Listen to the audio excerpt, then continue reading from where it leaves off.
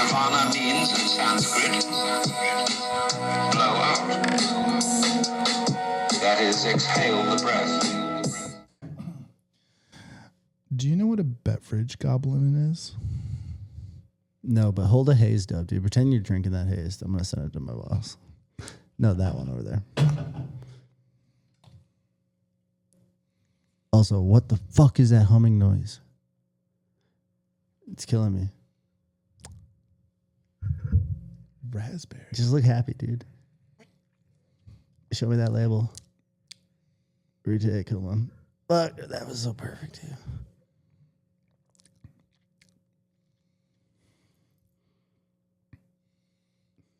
I'm in a hole. No. It's good though. Yeah, actually, solid. The If root it beer. didn't have weed in it, I would make a drink with that. Yeah. But you know what it does to my ADD. I'm gonna try something quick. Please don't touch me. No. I just can't stand here. Blow on it. That's what the 64 needs. Don't be gentle with it. Now you're on 3. You just fucked up all my levels. I don't hear it anymore. Hello? Nothing. It sounds good. Nothing in my tones. What do you mean? That means I do not hear you through the headphones. You don't? Not at all.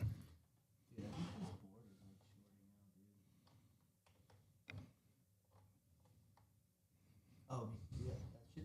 Oh, yeah, because I'm not. You're on. That's me. That's me. That's me. You're channel 1. You're channel 3.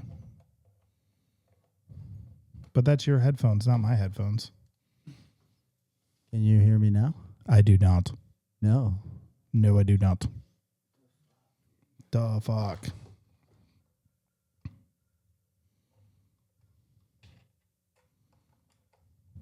Okay.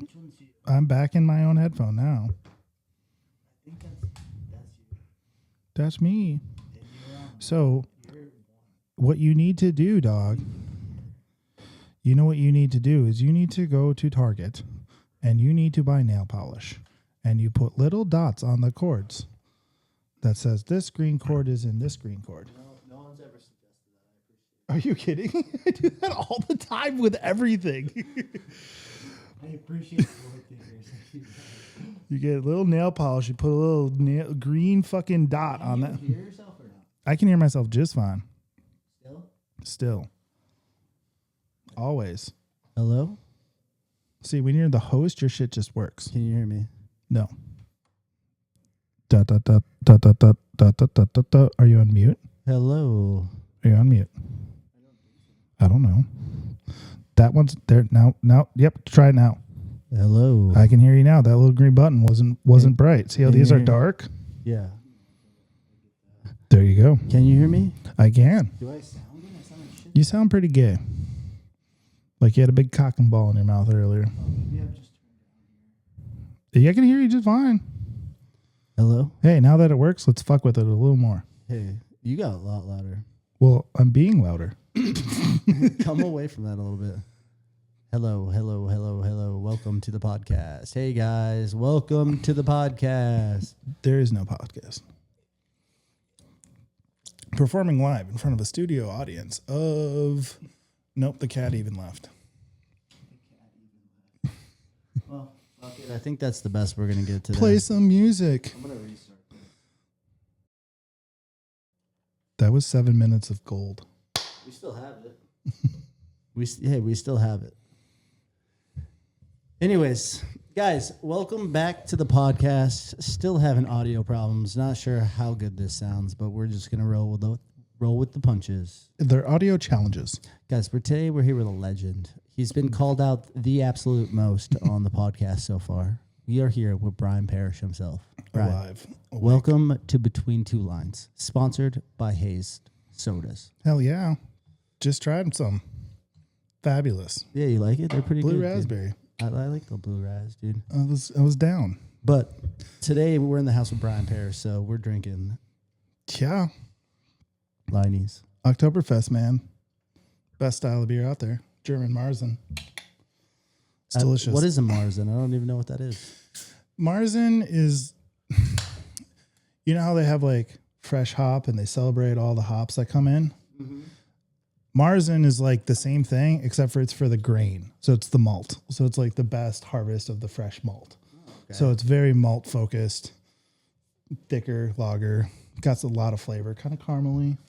It is pretty tasty, actually. Yeah, dude, it's a chill beer. I can tell already I'm going to stress about the audio on this. So sorry, guys. I know last episode I had issues. This episode I'm still having some issues. We'll get to the end of it. Anyways, my oldest, bestest friend in the whole wide world is here today, Bryan Parish. What up? We're doing it. We're doing it, dude. Walking Bryan, down memory lane. How's it feel to be back? Bryan surprised me today. I was at work, and then he called me, and he's like, you're not at work because you're not at home. You're not home. And I'm like, I'm at the office. Like an office now. Great excuse to get out of work today, hang out with my buddy Pal, do a little podcasting. Yeah. Drink some beers, see some friends, talk some shit. So you've had kind of an epic summer, dude. You want to tell the people a little bit about like what you've been doing all summer? What I was doing this summer. So I run a summer camp, and this summer we expanded, basically doubled our enrollment. We got way younger, which is great. A lot of our kids that I've been working with over the last, God damn it, dude, I've been doing it for like 15 years now. All the kids, they're seniors moving on to college. So we reset, got a lot of the 6, 7, 8-year-olds back in, which is kind of a bummer because we didn't do as many like overnight backpacking trips that we do a lot. We did a little bit more day camp, but they're young, they're new, they're figuring it out. And then this year we were able actually to employ all of my like teens that we've been working with. That's pretty sick. So they got to come back and work with us and work with the kids, and was able to pay them awesome. And yeah, that was super fun. So it was like a 10-week marathon. Got done with that. We started a preschool. So we're in our second year of our preschool. It's an outdoor forest school. So just getting the little ones social, working with everybody, learning a lot about our ecosystem and the outdoor world. And I like to say a lot of like life skills, like how do you figure this shit out? Yeah. But they're still 4. Yeah. I can't tell if this is capping me. So that audio is getting captured, but I think there's a voice cap. So like if you're talking, it won't let me talk over you. Perfect. That's because. Anyways, that's really exciting. That's crazy that you've been doing it that long. That now the guys you kind of started with are of age to get into it. That must be kind of fulfilling.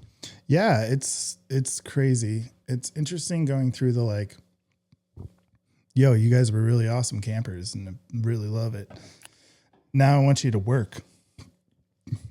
And they just want to be at camp. Like, no, dude, like that's not how this goes. Like, I remember talking to some people and it was just like, okay, well, with their jobs, like, when's our breaks? And I was like, yo, dude, this is summer camp, dude. We don't get breaks. Like, not because like, I don't want you to have a break as a person.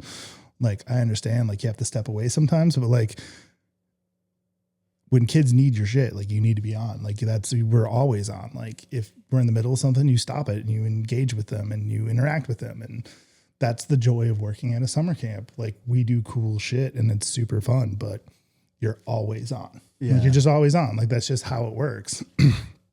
And I do think that's like the new generational thing. Like, yeah, if you're stuck at other, like, you say, it's bad to say, but say McDonald's, right? We always use that as the joke. Like, if you're at McDonald's and you're working the till, like, you need that 15-minute break. You got to go, like, step away, get away. Everybody deserves that. I'm a big fan of that. You need your lunch break. Totally. We're out backpacking in the woods, dog. Like, what do you mean? Like, got to step away. Like, what are you going to do? Like, no, dude, you're on. You can find your breaks. Like, if you say we're going paddleboarding, right? So I need you. We got to fill up all the paddleboards. We got to get all the kids in life jackets. We got to teach them how to use paddleboards responsibly. Once they're all out paddling, yeah, go step away for 15 minutes. Like, wait till the activity is happening, and then you. Otherwise, you just got the wrong job, dog. Yeah, if you want like a lunch break, then you got to walk. Well, my favorite thing I always tell them was like, lunch break is the best because we sit down at, like, we're very community oriented. So like when we do lunch break, we all sit down together, make sure the kids pull out their lunch, all these things. I'm like, that is your opportunity to go and connect and talk to them. I go around and I always just like, I make them pull out their lunch and see what they're eating. And I give them shit for it, whatever. But on the other side, I want to make sure that every kid has lunch. I want to make sure they actually eat because they're going to die at the end of the day if they don't. And I'm like, that's your opportunity to make jokes and connect with everybody in a controlled environment. Like, that's not the time that you're like, I'm going to go peace out over here and have lunch by myself. I'm like, that's your number one time to be on. Yeah. Like, yeah, it's the wrong reason to be there then. well, it's just, you just got to prioritize times differently, being like, you know, I work up at the ski resort too. And it's like, dude, you just grab a quick couple bites on the chairlift. Like, you're not going to go sit and have this like time. Like, you get your nutrients when you can and realize that what you're doing is a privilege. Like, this is all super privileged shit. So lean into it. It's like, you got paid to go paddleboarding for 2.5 hours. Tell me about how you need your break. Yeah, exactly. I mean, I got the opportunity a few years ago to go out for a weekend with you guys, and I remember having a blast with it all. Yeah, dude, those kids are graduating. Where were we? Do you remember? We went up to Mirror Lake. So it was I'm from Seattle, so out in Washington, and we were out in the Cascades. Shout out Shoreline.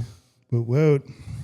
Yeah, so we went out to Mirror Lake, which is right off of the PCT. So it's open forest land. So we went out there, set up our campsites, hung out on a high alpine lake for, I think we did 3 nights. Yeah. 3 nights, 4 days. I remember it just being really beautiful. Dude, it's... Oof. I remember like Can't beat laying it. in a hammock somewhere with an amazing view. Yeah. And you got paid to do that. But Yeah. tell me about how you need a break. Yeah, you don't need it. There's no I mean, it should be obvious what the break is, you know? Yeah, you just got to find it. And But like little kids, they're addicted to everything. Yeah. But you're like, oh my God, you know. Especially that age when you're like, you kind of just want to be out with friends.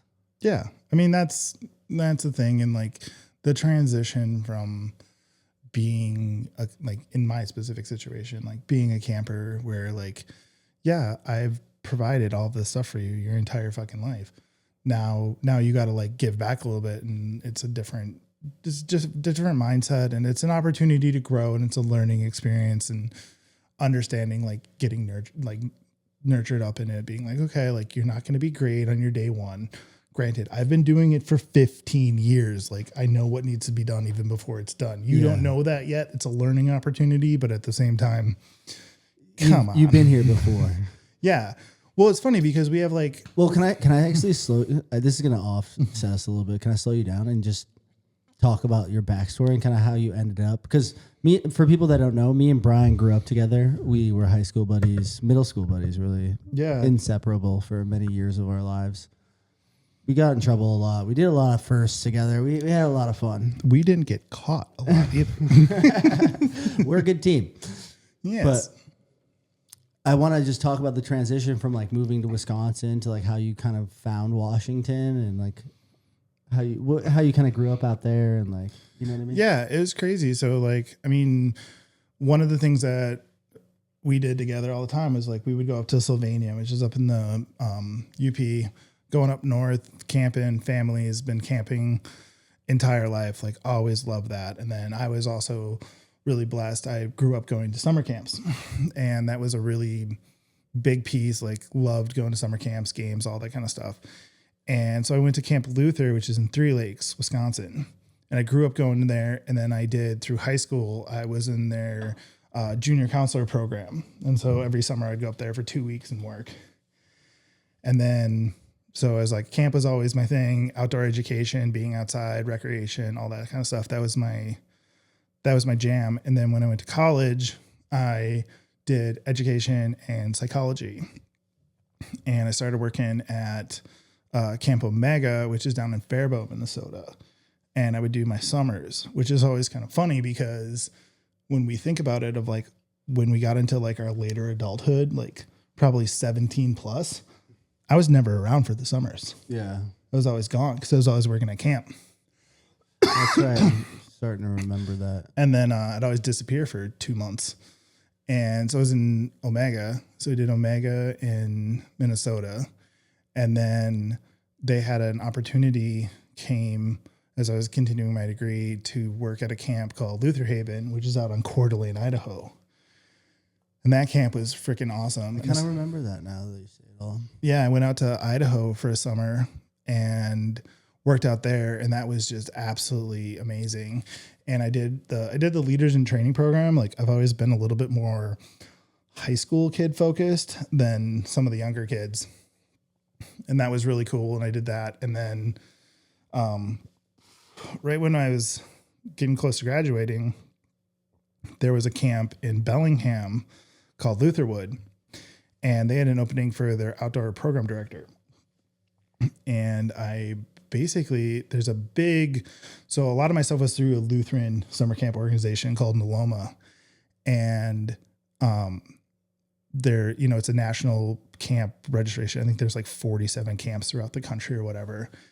And through that, there was the outdoor program director position at Luther Haven. And I got that job, and it was like, this is awesome. Like all I'm doing is planning backpacking trips and like high experience. How old were you too at this time? 24. Yeah. 24. Just Man, when I was 24, God, I was a gremlin. New York City. So I moved out. So I had the opportunity. I got that job, and I rocked that for 2 summers. And I came back and was finishing up at Concordia St. Paul, and there was an opportunity for that job to turn full time.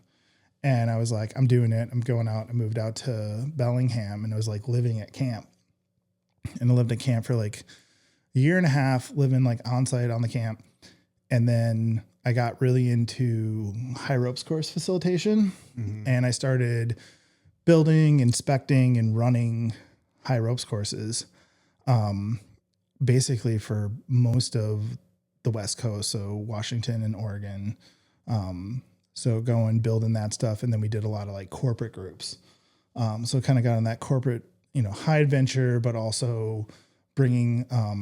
So when I was out at Bellingham, I didn't actually finish graduating from Concordia because I had the opportunity, and I was like, I could stay for another semester, but here's the job that I really want. So I left and I never like finished my degree. So then I went back. So while I was doing that, I was going to a school called Antioch, and you have to do residency. So you have to get so many credits from the school you go to before they go. But I already had more than enough to graduate via transfer. So I actually got another degree in organizational development. And so that came into the corporate facilitation world, where they would come with projects and we would assist and do some long-term strategic planning and stuff. So I got really big into the corporate facilitation world. And at that time, that money was just way better than camp money. Yeah. And there's a lot of courses and things in Seattle. So I came down to Seattle, and that's when I moved to Seattle and just kind of started going from that. And I worked for. What was the first area in Seattle you lived? I actually lived in Linwood for Linwood. 3 months. Shout out Linwood.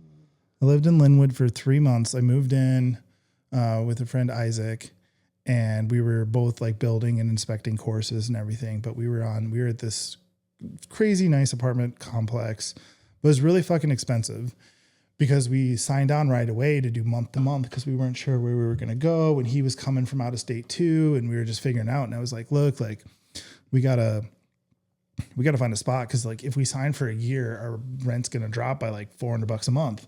Like, let's just either commit or not. And he was kind of wishy-washy. And through the corporate facilitation, I met Joey. And Joey had a house and had an extra room, and he actually had 2 rooms. And so I went to Isaac and I was like, yo, dude, I got a friend. He's got a house. It's, there was the one on Finney Ridge. I'm like, it's by Green Lake. It's fucking awesome. It's a cool neighborhood. It's dirt fucking cheap. There are 2 rooms. Like, you can come with me. Like, we'll both go. Like, I'm not bailing on you, but like, here's this opportunity. You should come. He didn't want to do it. I did. So I moved in with Joey, and I lived at that 421 63rd Street. I lived there for 10 years. Yeah, I was going to say that was the first house I went to out there. I loved that neighborhood too. What a great neighborhood. Yeah, dude, that place was sick. And it was like I do love Seattle. I don't know if I could ever live there permanently, but I'll always want to go back there. Yeah, dude. I don't know. It's awesome. I love it. It's a hard shell to crack. Don't get me wrong. It's not. You're in the perfect place for what you do. Mm-hmm. For me, in like the creative world, it just wasn't. It didn't click the way I needed. No, dude. It's grunge. That's what it is. Yeah. And yeah, and I don't know, man. I was there with Joey. It was in 10 years. Joey moved out, got married, got a different house. I always just kind of like annexed it from him. I ran that house for a while. I had a lot of like, there was a period where I think I had 21 different roommates over the course of like 9 months. Like everybody, there was 4 rooms. Damn. And people would come in for a little bit, and then I had like 2 friends that like they decided to get married, so the girls left. Because I was living with some girls, they left. I had other friends that like came in for a little bit. Then they'd have an opportunity. I had a friend that was there. He left and went to LA and was like, I got a great opportunity in LA. I'm not coming back. I'm like, oh, motherfucker. Was that me? That was you. Yeah. And Ryan Day. Both of you, like, just like, sorry, like this is, and it's like, that's the time, like, whatever. That's just going over. Ian Klossner came out, lived with me. Shout out Ian. Yeah. Shout out Ian. Dude. Hopefully seeing him. He's still helping. He actually helped me with camp this year. He's supposed to go. He redesigned. So at camp, sidetrack, sorry. At camp, we have camp bucks. So like as kids do something, that takes courage or are responsible or respectful to other people or just go above and beyond. Like something I say, if something is notable, let's make a note. So they have an opportunity to earn camp bucks. Yeah. And Ian redesigned them all. So he did his art. And so every single, he like actually made them like, they're actually like actual bills and they're like super intricate and they all have I wish you had one. I want to see them. I have a picture of them because I was going to send them to him. And on the back, they all have like our values on them. Guys, so like, we'll throw one in here too. We'll throw one in for the people. For the peeps. Give me a second. Too many. Ian Klossner, just put some context to it, is a really good friend of mine. He was the first person to get me into skateboarding, actually. Without him, I don't think I would have ever skateboarded. He built a mini ramp in his garage on Lake Street, right? You remember that house? Yeah. And that's where how I started skating. Oh, wow, those are super cute. Yeah, so they got like all the different animals, and then like this is like the Brave Leaper. Hell yeah, dude. Helper. Pathfinder. I'll show you how to make that with ChatGPT, dude. Yeah, but these are hand drawn by a friend. I'm just kidding. Fuck ChatGPT. Ian's probably like that motherfucker. Artists, sorry guys. No, but I'm hoping to get him to come out and do because we do themes, like we actually do themes every week, and we're gonna try to do an art theme and have Ian come out and be like a guest artist. I gotta be honest, I'm surprised he hasn't had a kid. Yeah, I know Millie's working on like her PhD. Maybe it's all a little too personal. I know. I think I didn't say this at the beginning, but we can cut anything we want out, so don't worry. No, I think Millie's doing her PhD stuff, and so she's in school in London. Like they're not settled yet, I guess the way to say. Like she just went to London for 6 months, and they're doing all this stuff. But like, I love London. I think it's mate, it's on the cards. You want some gherkins with that? You just want some ginger beer. You want some gherkins? Where's the ginger wine, dude. That ginger wine, dude. A little insight for anybody that goes to London. Go to Tesco and get their green ginger wine. It is phenomenal. Can't find it in America. Sometimes I think about if I was rich, I would just order cases of it, and I look up how much it would cost. Haven't pulled the trigger on it. Yo, dude, tariffs now, dude. Well, the key is just to convince one of my old friends there to just like, hey, ship this to me. Put this in a crate. Archie, come on. Yeah, dog. Calling you out right now. Anyways, let's bring this back on track, dude. Yeah, I don't know where the fuck I was. I think we left off and you were doing high rope shit. You just got the house. Yeah, I got the house, kind of did that. Ian came out, was for a while. He was like the longest standing roommate. We killed it together. Good team. Loved living with Ian. And then he left once again. Found a woman and left. And then Walter came in. That was crazy. So like when Ian left, Walter, shout out Walter. So when Ian left, there was a room opening up, and then Walter came in. Walter's still like probably one of my best friends, dude. I see him all the time. I like Walter. Dude, Walter's a G. We're Instagram friends, so I see him too. Oh yeah, I was just talking. He comes out to Seattle like almost 4 times a year. I'm like, dude, you should just move back in with me. Because he comes out and he stays for like a month because he He's could, like, nah. well, he could work remote. Well, the thing is like he can work remotely. He went to go finish his master's, and he got into the school back home in St. Louis. So he went back to finish that and like settled. And then he wants to come back out to Seattle. He just like his goal is like he wants to work for Microsoft. Yeah. Being a senior developer for Microsoft. Yeah. Like, great. So he's like, when I get my like, because Seattle ain't cheap, dog. I'd love to get you two on the podcast. That would be fun. Hell yeah, we'll come out and do a travel. Let's go snowboarding. I'd love that. Obviously, I'll bring the podcast up with me. So, and there's kind of a segue to 2 stories, right? So Walter comes out, stays with me a bunch, love it, dude, awesome. So then Walter came out, and then Pat, who's the owner of the house, awesome family, awesome guy, just landlord that cared, actually did shit, but it was also like a family, right? It was his house that he grew up in. Crazy story about that house. I don't know if I already told you. That house used to be across the street on the corner. Really? They moved it? They picked the fucking house up and moved it across the street because that's what they did back then. Crazy. And that's why the whole house never had any right angles, because it had been shifted. It'd be cheaper to move this fucking thing than build it. Yeah. It means all old wood, like real old wood. It's a cool house. It's really cool. But anyway, it was like his house he grew up in, so he cared about it, and he let us do stuff, and he supported whatever. Well, he got a $1.8 million offer for the house, and he was like, "I'm sorry, boys, but I have to sell. Like, I don't know what to tell you. Like, I'm sorry." You should have told them to wait, dude. The pandemic's coming. I know, I didn't have the foresight.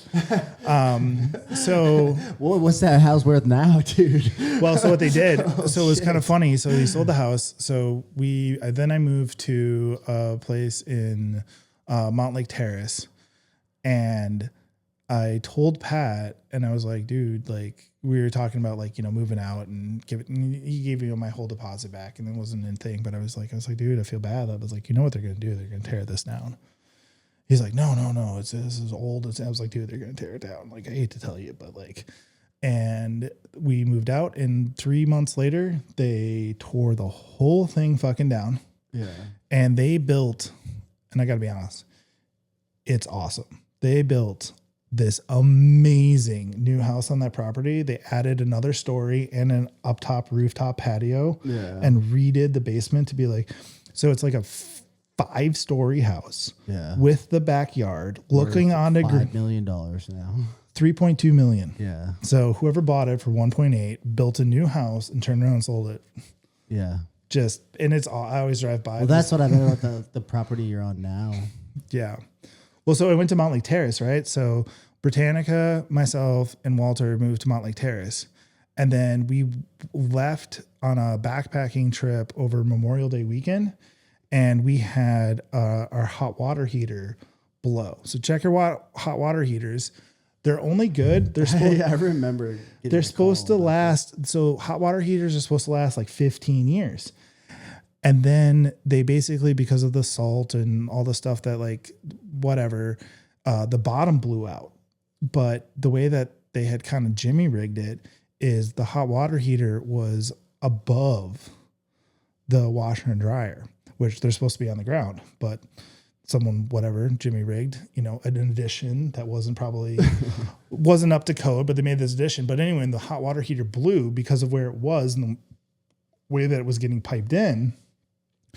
It blew a hole in it and it leaked out. And then the sensor said, the hot water tank is empty. Let's refill it. We're gone for a 4-day weekend. So we came back to like 1.5 feet of water, and it's just we moved from a big house to just a house that was on a concrete slab. And so the whole thing is fucking flooded, all the drywall. And our landlord, Ansa, who is another super cool, I've been blessed, dude. I've had actually super cool landlords. Ansa was great. Shout out Carter Barstead. Holding it down.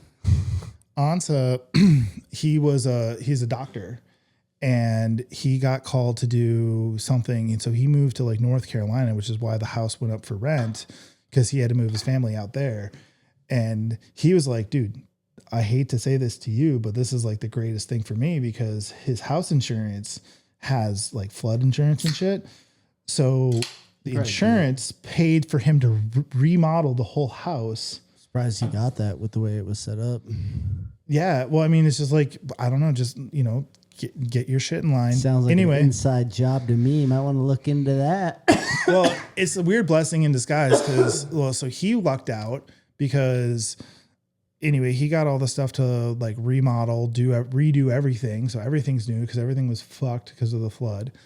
And then he was super great. Like basically gave us like 2 months of rent back to us. Cause he's like, I know you got to go find something right now. Like you're kind of fucked. Cause like we could not stay in there. Like it mold, water, it was instantly, It was fucked. Is instantly fucked. So I'm like, we got to find a fucking place. And I'm looking around, and the house that I'm in right now, the compound, had like gone up for rent that day. And I just remember like calling Mohammed and being like, I need to rent this place. Like you can call my landlord. I've got great references. I got all these things, but like we're homeless right now. Like we can't have, like we're staying on buddies' places.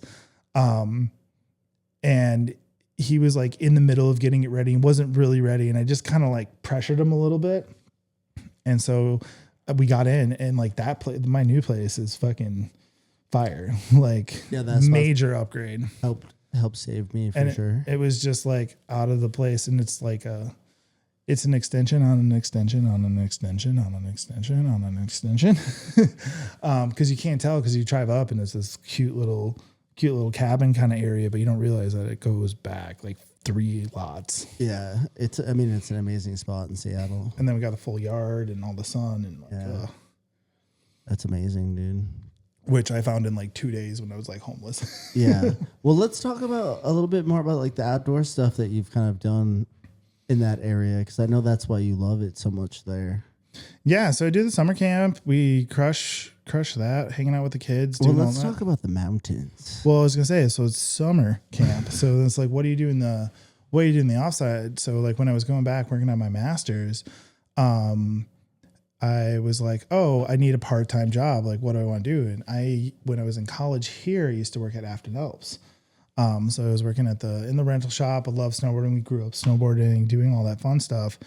And one of the guys that I did high ropes course facilitation with, Tom Clark, he was like, you should come work up at the mountain with me. And I was like, all right, whatever. Like, yeah, let's find a job. And so they needed basically a point of salesperson, like someone that's basically running some of the computers. And so I started doing that 13 years ago. And so I just got connected with the community and all that stuff up there, and just year after year, just slowly climbing the totem pole till, the last couple of years I've been managing Alpental, which is a pretty awesome mountain. It's part of the summit of Snoqualmie. So we have like 4 base areas. Alpental is one of them.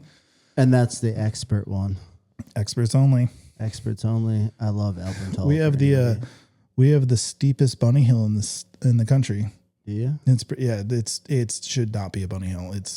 We have it there because we do teach kids. Yeah. But it is, you could maybe say it's a blue. Like it is a steep, it's a double fall line, pretty steep pitch. And that's what kids grow up on. And that's why we have shredders that we do. Like we're huge, and we actually have a huge scene in snowboarding. So Marvin Manufacturing is out of Seattle. So all Capita, New, Roxy, like all that stuff is out of Seattle. K2 is from Vashon Island. So K2 is like another local brand that's right out there. LibTech is also from Marvin Manufacturing. So like Travis Rice, all that stuff's out of Seattle. Yeah. Like that's a big hub. Union Bindings are out of Seattle. So you don't think of it as a huge like global manufacturing place, but like for snowboarding, like we have such a huge snowboarder footprint in the industry. It's just it's a mountain where legends is made, and it's kind of not necessarily fair because it's part of the summit, which is fine. And yeah, it's the super, like basically back in the 50s, two drunk dudes were like, yo, let's put a fucking chairlift there. And they shouldn't have, but they did. And now it's awesome. And it's been awesome. But then like, if you want to learn, you go to the other, like go there and learn. That's fine. I'm all about getting new people in the sport. You will have a better experience over there. Like just know, like that's where you want to be. And then when you're ready, and that's literally our literal tagline for like Alpental is when you're ready. It's here. It's here for you. Love that. When you're ready, it's here. You can unlock it. Man, there were a few times because I don't know if the viewers know, but I actually went out and stayed with Bryan for a year, and I was out there snowboarding, and I mostly rode Alpental, and I went out there some days, man. There was one day where I went down some type of a chute where I shouldn't have been, and I still think about that line. Yeah, I think you were doing shot 6 with Ben. I still think about that. No, I was alone. I remember being alone and being like, I shouldn't be out here alone. Well, dude, the big thing that I'm getting into, I got a lot of good friends. Just literally vertical walls where like I'm going down this like, you know, where you just have enough board control. You're like, all right, this might be all right. I have one of those moments. I got to keep my shit together for 60 seconds and then I'll be fine. But right now, I remember thinking about taking a photo and being, because I was like stuck. I was kind of not moving in this shoot. And I was like, damn, this is insane. I should shoot a photo. There's no backwards. And then I was like, nah, I need to just get out of this. Yeah, dude. How about that time you fell in that crack? Oh, man. I don't know if I've ever told that story on here. It saved your life. Do you remember what area we were even in? Yeah, we were coming around Snake Dance at the end of the season. Yeah. And the glaciers were coming off the walls. So essentially, me and Bryan are doing a descent down this real ass mountain. And we're just ripping. I think it was like one of the only like few times we really tried to film a couple things. And then, I don't know, I just got in front of you like not even 100 yards. And I looked back at you. I remember just looking back like, where is he? Because we were like turning a corner. Yeah, we're coming around the corner on Snake Dance. And the glade opens up because there's a fucking cliff there. But with the snow, it looks like a nice rounded dome. But in the spring, the glacier on the cliff starts to pull away from the cliff.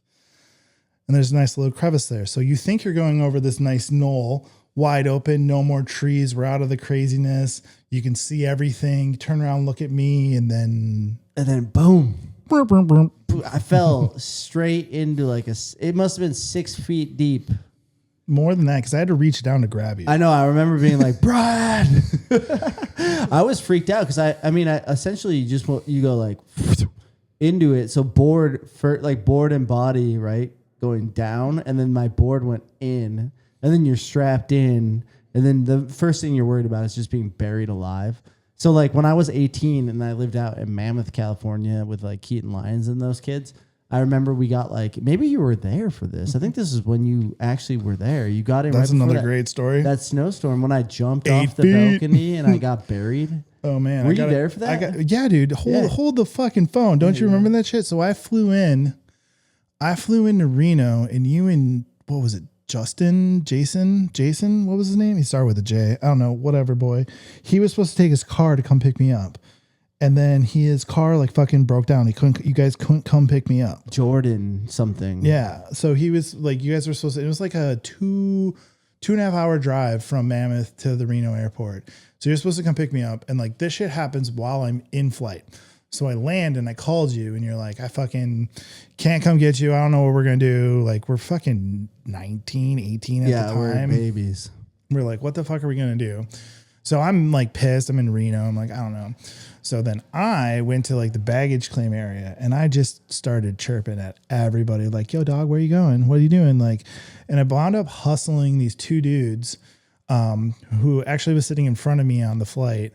We were going to June Mountain and I convinced them to give me a lift to Mammoth. I kind of remember this. Wasn't it Mason a Gary? Wasn't it like a Burton Pro or something? No. These were just two dudes. Maybe I'm thinking of someone else. There was this, maybe it was Keaton who did that, who like got on with like. That probably right, because that checks with the Hannah connection. I remember somebody I thought maybe it was you though. No, so I got these guys to give me a lift, but then of course the shyster in me was like, I'm not gonna let Max live this fucking down. So the whole time I'm calling you, and I'm like, I'm fucking stuck at the airport. You fucking ruined my trip. I'm supposed to be out here for like a month. Like I'm sitting here, like I don't know what to do. I'm gonna have to get a hotel. There's this storm coming in, and you were throwing a party because I was coming into town. So people are coming over. It's all the like Eau Claire game. Remember what happens? So I was giving you shit the whole time. Back to the boys. I paid for that trip. I bought them all Taco Bell, and I remember I got in the car. I talked to them at their thing. They're chill. They're like, okay, we're going to June. It's only like 25 minutes away. We can hook you up. Like they get the story. So I go in the back of the truck, and it's like this Ford Ranger with like the half cab in the back. So I go in the back, and homeboy's got 2 black labs, just wonderful dogs, right? So we put the board bags in the trailer. I sit down, get the 2 black labs hanging out in my legs, and then homeboy turns around and gives me like the biggest bong.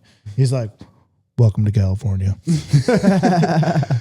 And I was like, "All right." So we stopped him, and I bought him Taco Bell. And I bought everybody Taco Bell for giving me a ride. Yeah. Whole time we're in the car bullshitting with them, but I keep calling Max. I'm like, I'm fucking stuck at the airport. Like I'm gonna have to fucking sleep here. What was I doing? You couldn't get a hold of me at all? No, I was talking. You were drinking, throwing a party. You didn't have a car. I think you called me and said I worked it out or something. No, I was telling you I was fucking pissed the entire time, but you didn't have a car. Like Keaton didn't have a car. Tyler didn't have a car. Nobody had we didn't have a car. There was no solution. There was no solution, but I had already started giving you shit the whole time. I'm trying to know if I was ghosting you or not. No, you were texting me because we were trying to figure out, because I was supposed to be there for a fucking month. Like we're trying to figure it out, and it started snowing. But anyway, so I'm like texting you, I'm getting all pissed. You're like, people are coming over because we got like friends, and you're in, how the snow communities are, grabbing beers. And I remember I went up to the door and I pounded on the door and I said, "Open up, police." And then you open the door. I was like, "Fuck you." And you're like, "How the fuck did you make this?" Anyway, back to it was starting to snow. Little did we know that night, it snowed 8 feet. Yeah. 8 feet that night. 94 inches in 24 hours. And if I had not gotten in that night, I would have not gotten in for a week and a half because it snowed it out. And it was crazy. That next morning, I jumped off of our 2-story deck into the snow and I got buried. And that was the first experience of me ever being buried in snow, and it is so scary. Not fun. So scary because you can't move and you can't breathe. Yeah, because it's not like you fell in a hole and it's like, oh, it fluffs away. It like compacts. The snow was so deep, we didn't even think about it. I mean, I jumped feet first, essentially. Probably landed on my ass, maybe, and it just went over top of me. Yeah, I just remember you guys digging me out and maybe just being like, scary. We were taking a run. We were at Mammoth and we were taking a run a couple days later, and I did something I was fucking around on like one of the hips off the groomers into the non-groom. And that fucker just ate me, and I was upside down in snow, and I know that my thighs and my knees, they're out of the snow. Like I'm stuck upside down. Yeah. You can see my board kicking, buried underneath, and I wasn't that deep, so I was able to like flip myself out. That fucking panic is just like, holy shit. I mean, those frights are what scares me about big mountains. And I will say, like, Elpental is one of those places where, like, as soon as you get comfortable, it's probably gonna bite you. The key is to like never get stay vigilant. Yeah, didn't you ever listen to Mad Eye Moody? Never get constant vigilance. I did pretty good there. I didn't really walk away with too many injuries for my old ass self. No, you don't get hurt there. You die there. I did lose like 3 cell phones there, though. Yeah, but that's a you problem. It's called a zipper, dog. I don't know. I don't get it. I don't know. Zip, you pull. It's real simple.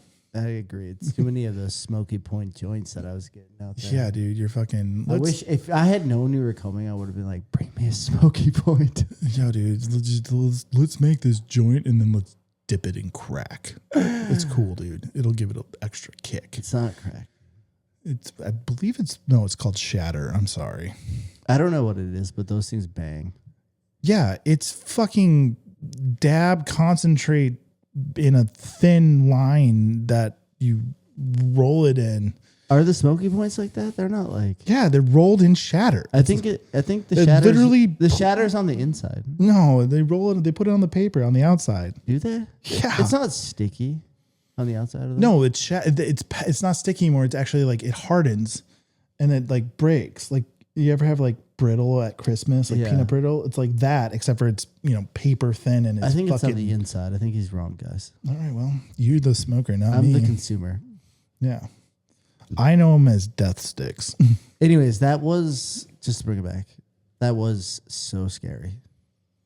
Yeah, I was like, where the fuck did Max go? And I hear this. And I'm like, what the fuck? And then I'm like, oh, there's a crack there. Should have. Oh shit, Max is in there. And I'm like, okay, I like unstrap. I have to reach down, and motherfucker had undone his. You were riding my board. You were riding my. You were riding my LibTac. Man, there was, and you like popped it off, and you're like, get me the fuck out of here. And I like pull you out, and I'm looking down. And I'm like, my whole setup is down there. I'm like, you don't want to, so you had to go back in. I was just so scared of being buried alive, dude. That is a real fear. Yeah, because like if I would have came across the top and like slushed it, like I could have slushed it out. Like that's why I got these really sick beacons, right? Or walkies, some BACs. And now that I ride with like actual like backpack, like, because a bunch of my friends are giving me in the backcountry because like, holy shit, dude. You think Alpentel's cool? You should check out the backcountry shit that my friends have been bringing me to now. I'd love to. Yeah, it's I really next level shit. But you got to go with friends. You got to have walkies. You got to have beacons. You got to know how to fucking use your beacons. So we have a bark course. So you can actually like practice, like how do you actually probe? How do you actually sleep? And just knowing that and like, get the t-shirt, do it once, go through, know your gear, understand your gear, test your gear, practice with your gear. And if you do that, then you feel a lot better. Same thing I do with the challenge courses stuff. Like when you know your knots, you know your ropes, you know your gear, then you're like, I'm not scared of this shit at all. Cause like even if shit goes bad, like I know what to do. So. Yeah. That's the biggest fear. I mean, out there it's real, man. I remember that one powder day we went out together. We did film a couple lines. It was the best powder I've ever had. Probably. Yeah. We got 21 inches of, so the thing is like, but then when you're riding real mountains, which not everybody has the blessing to like ride, but like that mountain is. We do. What's the elevation? You know the elevation at Alpental? 6. 6? So it's up there. Yeah. It's I mean, it's not 11, but it's. Well, back to what we were talking about earlier. When I was talking about it earlier, I was like, the biggest thing is the prominence. So like, you go out to, say you go to like, these are not true, so people are going to blast me on it. But, let's say you go out to Aspen and you're in the Colorado Rockies and you're like, all right, this peak is like 13,000.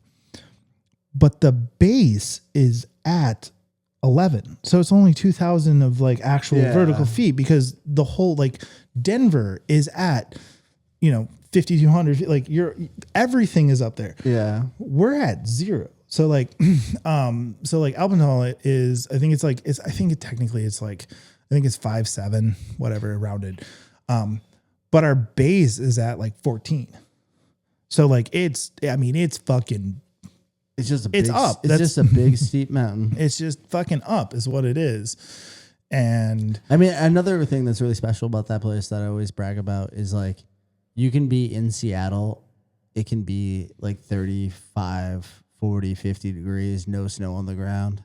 You drive an hour and be in like 13 feet of snow. Yeah. No, it's like just I go the best. Like we're going to go into winter here. Yeah, I drive up there, I work all day, and I'm like, oh, they got all the snowbanks. We're in the super snow, and I come home, and I get in the hot tub, and it's 35 degrees. My grass is green, all my plants are blooming, doing the thing, and just like I was just there. And oh, by the way, like give me another like 20 minutes in the car, and I'm hanging out at the ocean. Like, what up? Yeah, the sound is another really great tell me about aspect about that place. Tell me about them farms, dog. You get them cow? No, I'm like, no, I'm got the ocean picking up crabs. They got nice farms out there too. They do. We grow hops. Yeah. And weed. Hops and weed. A lot of weed. They must grow a lot of other things though. The whole back potatoes, end of Washington. Potatoes and apples. Yeah. Apples, Washington apple. Yeah. Apples, a lot of farm, a lot of fruit trees. Get some peaches, cherries, Rainier cherries. Whatever Bill Gates is farming out there. Dude, that house is sick. You can see it. He's on the Lake Washington. And it's just like One of his houses. the house. it's the house. You don't think he has a better one that's like people don't know about? I don't think you know this house. I know which one you're talking about. The one that he imported all that sand for. It's so cool. It's so cool. Yeah. It's not. There's some crazy shit out there. We got in trouble. We were Britannica and I were checking out parks because we're non-site specific camp. We go around, we check out other parks. And way back in the day, we were just like Googling like parks, what parks have, and really cool stuff. And both a little like ignorant. So we went to a fucking park that was on Medina Point, on Yarrow Point. Didn't really realize it was like a private community and like gated community, and like we just like pulled up in like the fucking Subaru and like we're just walking around checking out. Why are you here? Well, no, literally the fucking police officer came up and was like, yo, like what's going on? And we're like, oh, like we're just checking park. You know, we work with kids, and they were nice, but it was just like, they're like, yeah, this isn't the park for that. Yeah, this is they're like, please move along. They weren't dicks. They weren't assholes. Like I've been places where people are like super. It's weird. There's like this. I don't know. What is it? Bellevue? It's like a bell. Well, it's off of Bellevue, but there's like this bell curve of yeah. like, Bellevue is like communist China over there, dude.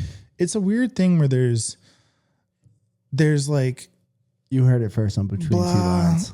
the harder, like the lower income neighborhoods, they don't give a fuck. They're cool. You go do your thing, but you got to deal with all the shit.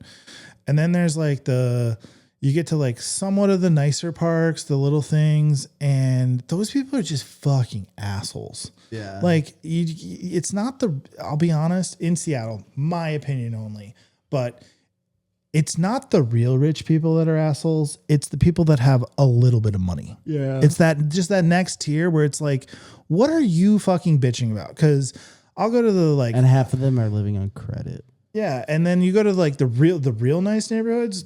They don't care. They want more kids in there. They're being super awesome. They're just like, you instead of here, you should go here. But I understand like appropriating different things for different places and whatever. But they want to help you find a solution instead of like, get the fuck out. Yeah. They're like, oh, I recommend you go to this or this. You'll probably get what you need. Or like, but you know, it's just, I don't know. It's like, there's just that little bit of money, you know, the millionaires, not the multimillionaires. They're actually all super, I'm like, you know, I work with kids and we're a boutique camp. That's what I like to call us. We're a boutique camp. I like that. I deal with a lot of like very rich families. They're just, that's what they are. Because poor families can't really afford your services. Well, we do, we actually, we sponsor a lot. We bring in, we want to make it. We have a sliding scale. If people want to donate to you, where can they donate? Wildadventurecamp.com. Donate button in the top corner. Hey, let's go, guys. We crush it, and we have a sliding scale. We do things with families that have more. We do a lot of scaffolding, which is for the fast version. If we have older kids, they get more privileges, but they're also required to help with the younger kids. So it's not me helping them; it's their peers kind of helping them. And so we have everybody from, back to my teens I was talking about. We have 5-year-olds, 6-year-olds, 7-year-olds in camp. At the same time, I also have 14, 15, and 16-year-olds in the same camp. Yeah. But their goal is to work in community with the younger kids, and the same thing that the younger kids. I always say the younger kids keep it fun, they keep it light, they keep it camp. The older kids, they can actually do the cool shit that I want to do. Like they can actually do the stuff. Like I use paddleboarding as an example. Britannica will take the kids paddleboarding, and the younger kids, Britannica fucking takes them on like a boat tour, right? They're not able to control the boat. They're not able to do this stuff. So it's a lot of like, you're out there, you're on it. Yeah. Johnny's going to, I always say Johnny, Tommy, Timmy, and Sue, because, you know, there are HIPAA laws. I can't talk about children on. So they're my fictitious campers. But they can't fucking paddle. They're 4. They're 5. They don't know how to fucking paddle, but you can let them hold the paddle and pretend to paddle for like 5 minutes. Okay, now we got to get back to shore. Give it to Britannica. Give it to myself. But the older kids can. The older kids can go out on a paddleboard themselves, you know, slap a life jacket on and go explore. Yeah, go have fun. You want to stop? I mean, that's the best part of camp. Yeah. I remember my favorite memories from going to Camp Manitou were like getting out and going on those little 2-person sailboats, or like you get on the windsurfer. That's my dream, dude. Fucking sunfishes, my Dude, favorite. sunfishes are so fun. Those are the best. When I get the land, when I get that property, yeah, I want to have. They're probably not even that expensive. Nah, they're like the big thing is the space, especially with the mast. Like they're like $2,000. Yeah, You know, I bet you could find a sunfish for cheaper. I mean, A nice old one. you could, but yo, dude, I can spend the $2,000. Like, let's go. But what am I gonna do? It's got a 15-foot mast, and like you got the 5-foot dagger board, and like where are you gonna store it? Like, No, you need to be on the water. Yeah. If you have it, for sure. I mean, that's my goal long term around here is I'd like to get something on the water. when I was at Luther in Three Lakes, we used to do canoeing, and I'd put all the kids in the canoe, and younger kids, they can canoe. It's great. But I would always pull out sunfish, and we'd always keep the sailboats for the older kids, like the 14 and up kids could go sailing, and the younger kids would go canoeing. But every time I lead canoeing, I would fucking take out a sunfish, and then these kids are canoeing, and I would just sail fucking circles around them. Oh yeah, how'd you know? You felt it. Mine was getting kind of low, and you started before me.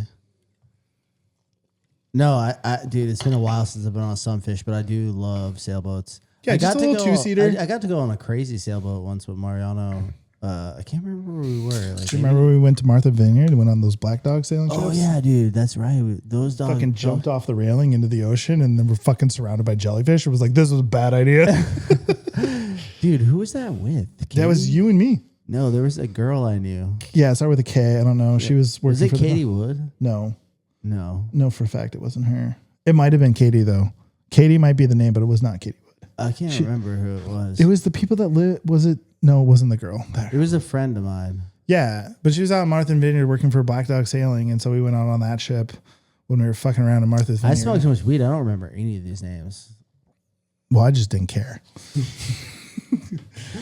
No, you've been able to go in details that I'm like, shit, man, I don't remember. Oh man, I just remember us climbing up on the mast on those and jumping off, and we were like, should we? We're like, I just have Martha's Vineyard is a vibe. Yeah, it was a vibe. I saw one of the greatest pictures I ever took of you is at Martha's Vineyard. That one. You got the twin lens on and the skateboard, and we're like fucking 18. If you send it to me, I'll put it in here. Oh my god, that one! I don't know where to find it. I was like really big on. I was really big on like the tilting of the camera, so it's like not squared, so like you're going like diagonal, and I have hair too. Oh yeah, locks of curls. Yeah, dude. It was great. That was a road trip, right? Didn't we road trip? One of my favorite pictures from that trip is you took a picture of me, and we were at the Twin Towers site, and I got like my long fucking curly hair. I got my fucking Element sachet going on, and you put it in black and white, but it's a good picture. We were touring Hallmark. This is when we toured Hallmark. Dude, should we call John Supon after this? No. He's got shit to do. Did you ever go to the train thing and take photos for him? No. Pussy. I know, I should have. You still can. That'd be a thing. Yeah. Love it. I would love it. Well, dude, we're about an hour in right now. Are we an hour in already? You want to take a smoke break? Yeah, you want to smoke some weed? Yeah, I do. I don't smoke weed. Do you want to try one of the haze, dude? I tried this one. That's the blue raz, but I might have to try the root beer next. Dude, here. Let's do a little flavor test. You tell me if this is a real root beer or not. Guys, I want to shout out our sponsor, Haze. GetHaze.com, or you can buy them in Azara, soon to be carried in Woodman's as well. I actually designed all of the labels, just as a little inside for you guys. You know what this is? I wanted to do something that reminded me. Don't think about this. Just think about the blue raspberry. You know what this reminds me of? What? The taste.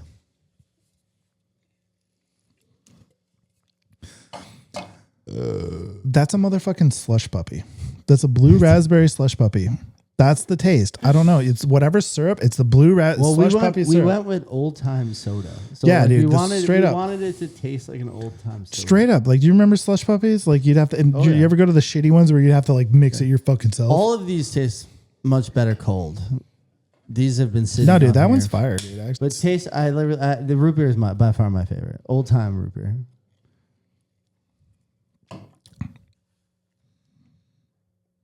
It needs a little more bite, maybe.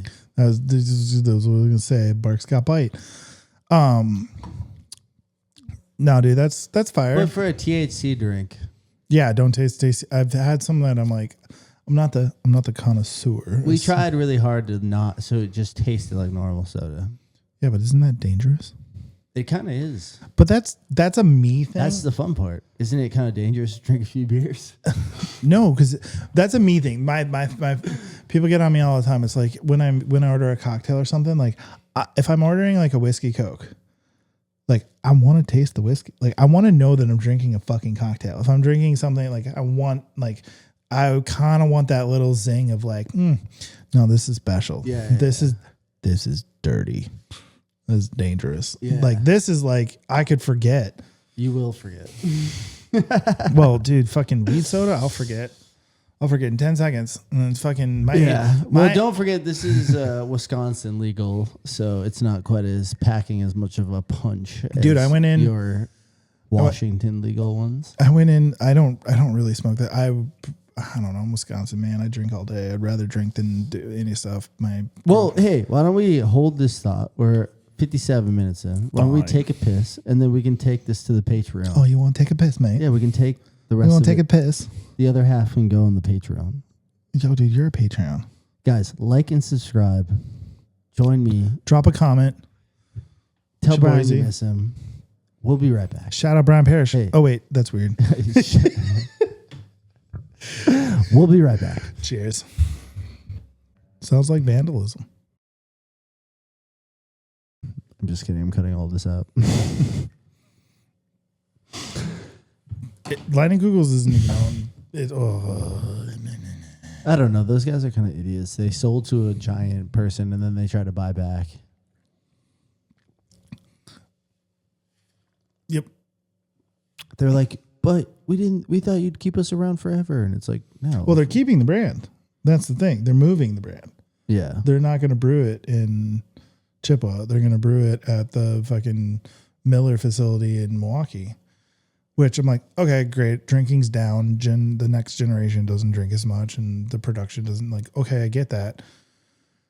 So what are you going to do? What are you going to do with the brewery? And they're like, oh, I don't know what we're going to do. They're like, okay, well, we want to turn it into like a historical thing. We're going to keep the Liney's Lodge. They're like, well, we like the lodge. We'll keep the lodge open. I'm like, okay, you want the cabin, but what about the rest of the property? And like, oh, we don't know. And they put out they're like, we're going to make it like a microbrew test kitchen, right? Like we're going to brew, but it'll be like small, regional blends and try new shit and just fuck around with it a little bit, but we'll keep like the thing. And obviously they're not going to produce their mass quantity because they're going to go here, but oh, you guys don't want to do it. And then they were literally like, okay, well, Molson Coors, you guys don't want to do it, but Jacob Leinenkugel's family was like, we'll do it. We'll buy it. We'll fund it. We'll do all the stuff. We just want to keep it. And they're just like, I don't know. Like you don't have a plan for it. It's just sitting there. It's fully functional, but we're just going to retain it as an asset. Like what are you doing with it? And they're like, well, if you're not going to do anything with it, like we'll use it. We'll make it awesome. And they're just like, no, not right now. So that's why it doesn't say brewed in Chippewa Falls. It says brewed in Wisconsin. No, that's too bad. So we'll see. It's still up in the air. I don't know. It's sad because I think they're going to die now.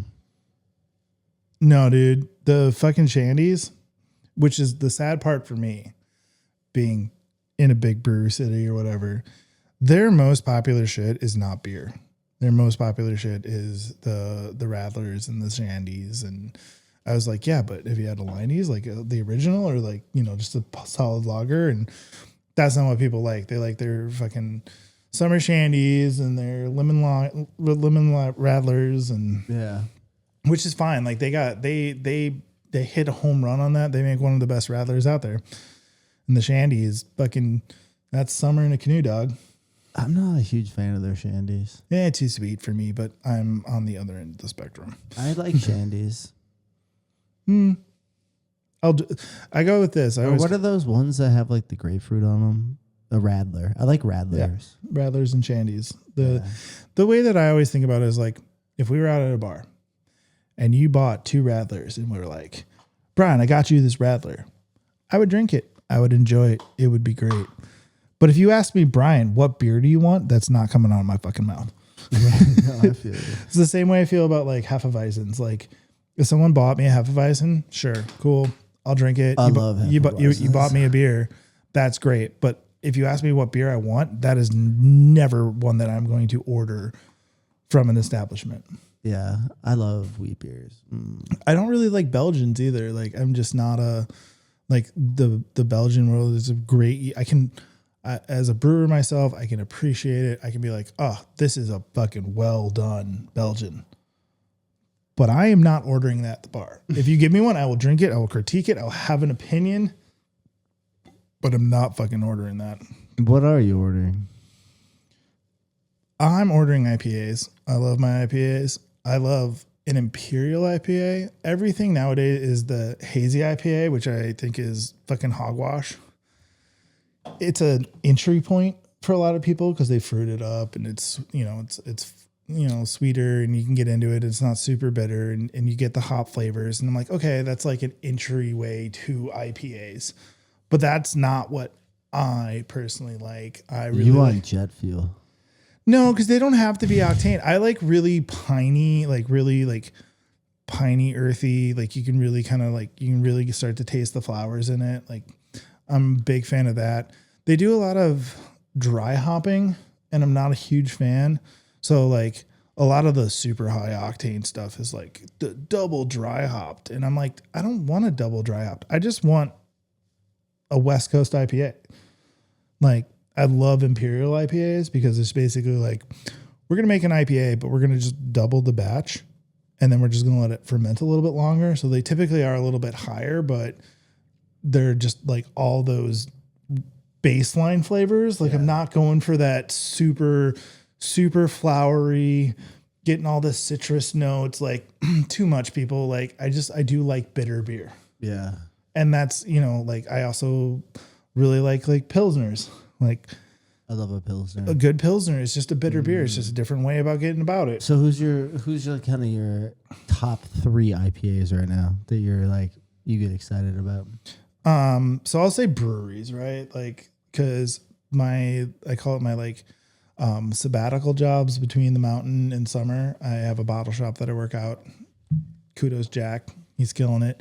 Bridges Bottle Shop. So we got connections with all of the local brewers. Old Schoolhouse out of Winthrop. They make fire. Their shit is just always great. They're absolutely great. They make Rude Awakening, probably one of my favorite Imperial IPAs right now. E9 out of Tacoma.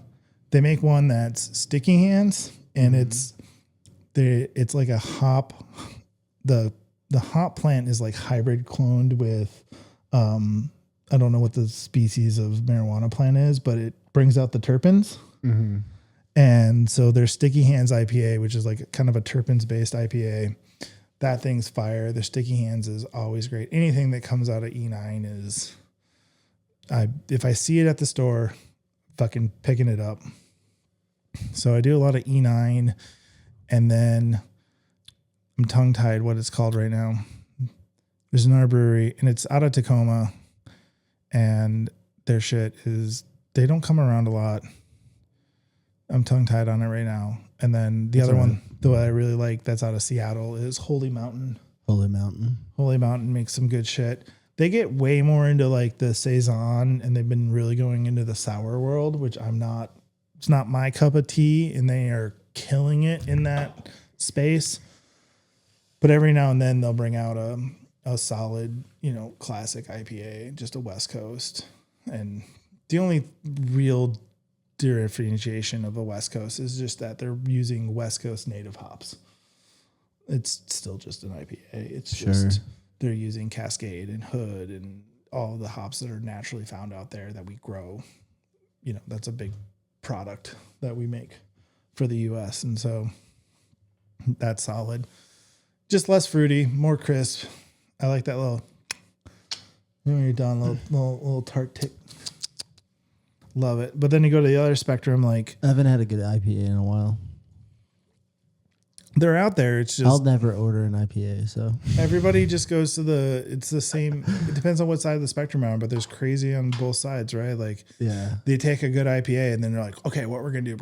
We're gonna quad hop the shit out of this, and like too far, bro, too far. Same thing with like, okay, I'm gonna make this vanilla latte chocolate banana stout. Like fuck you, just make a stout. Like just make a good stout and leave it there. Like what why is the ingredient list 15 items long? Sure, fun. You're trying something, you want to try something new, but if I'm going out drinking, like fuck no. yeah. What percentage is this? 5.5. This is just an October. This is just a chill Marzen. I drink a lot of Bud Lights these days. Yeah, I've drank piss before too. The problem is I like to drink a lot. So then if I have like a high octane thing, I'm fucked. Well, then Where, you got I need that low alcohol. dude. You got to throw a zebra in there, dude.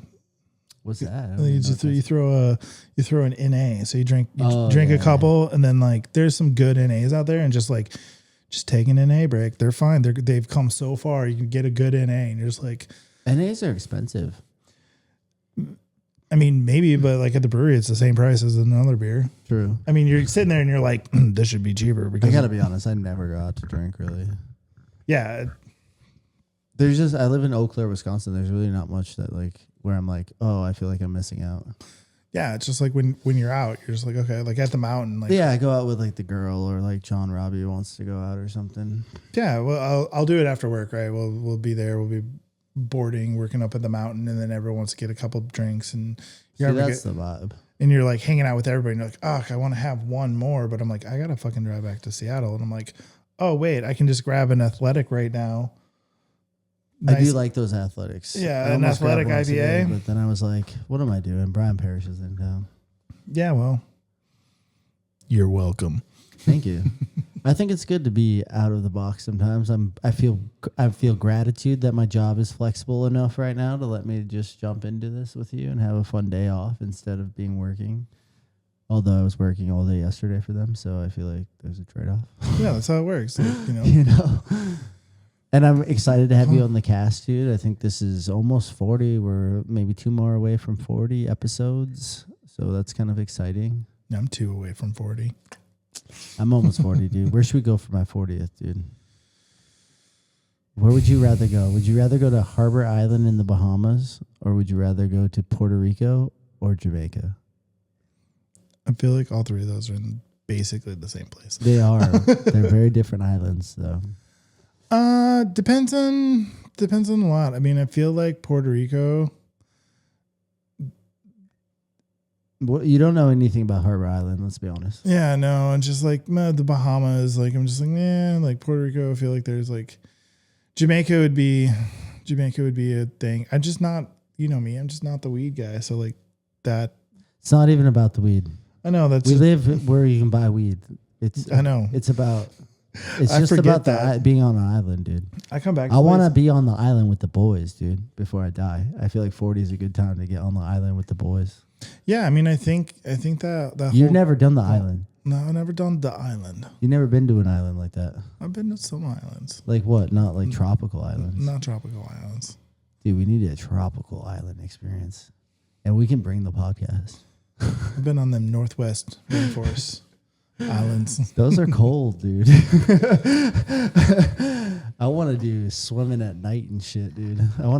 That's why Jamaica is so appealing, because it's like, ooh, we could go back and go night snorkeling. And Jamaica would be dope. But then Puerto Rico has the bioluminescent bay. Let's just go to Ibiza and take on the boss.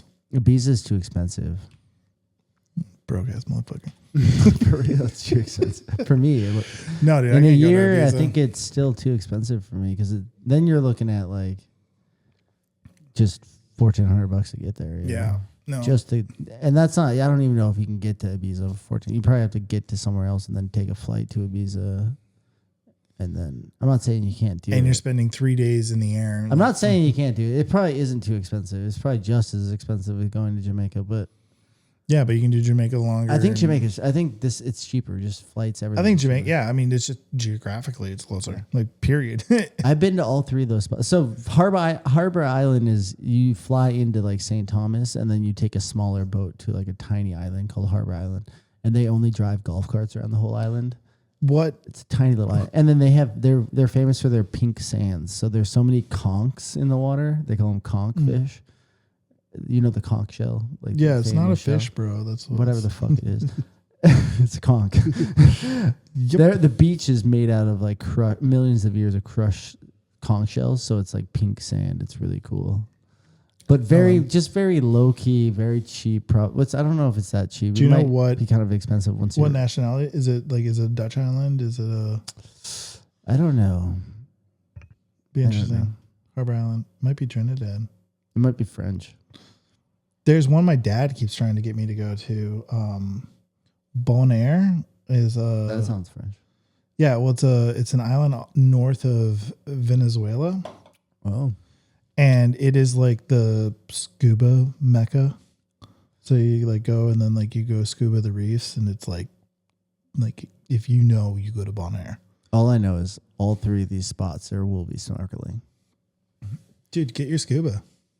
I'd love to. It just seems like a side quest that costs money that I don't have money for. Yeah, both but like if anybody out there wants to sponsor my scuba experience, $10,000 and I'll learn how to do all of it. We'll get some cool content. Hell yeah, dude.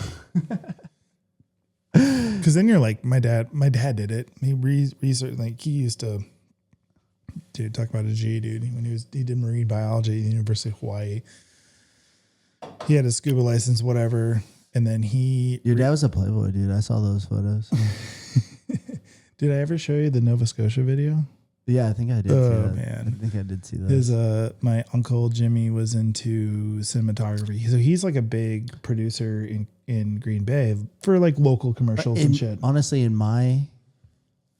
I was gonna pick an era to grow up in, it was like your dad's era. To be honest, if I was doing photography my age in your dad's era, fuck, that was the golden age. Yeah, well, that's how Jimmy got into cinematography. Yeah, and then so now he does like all the like. Regional commercials. No podcast though. Parish Productions is a trademark. I found that out when we were joking about bullshit. I went to look and was like, oh, my Uncle Jimmy is actually Parish Productions.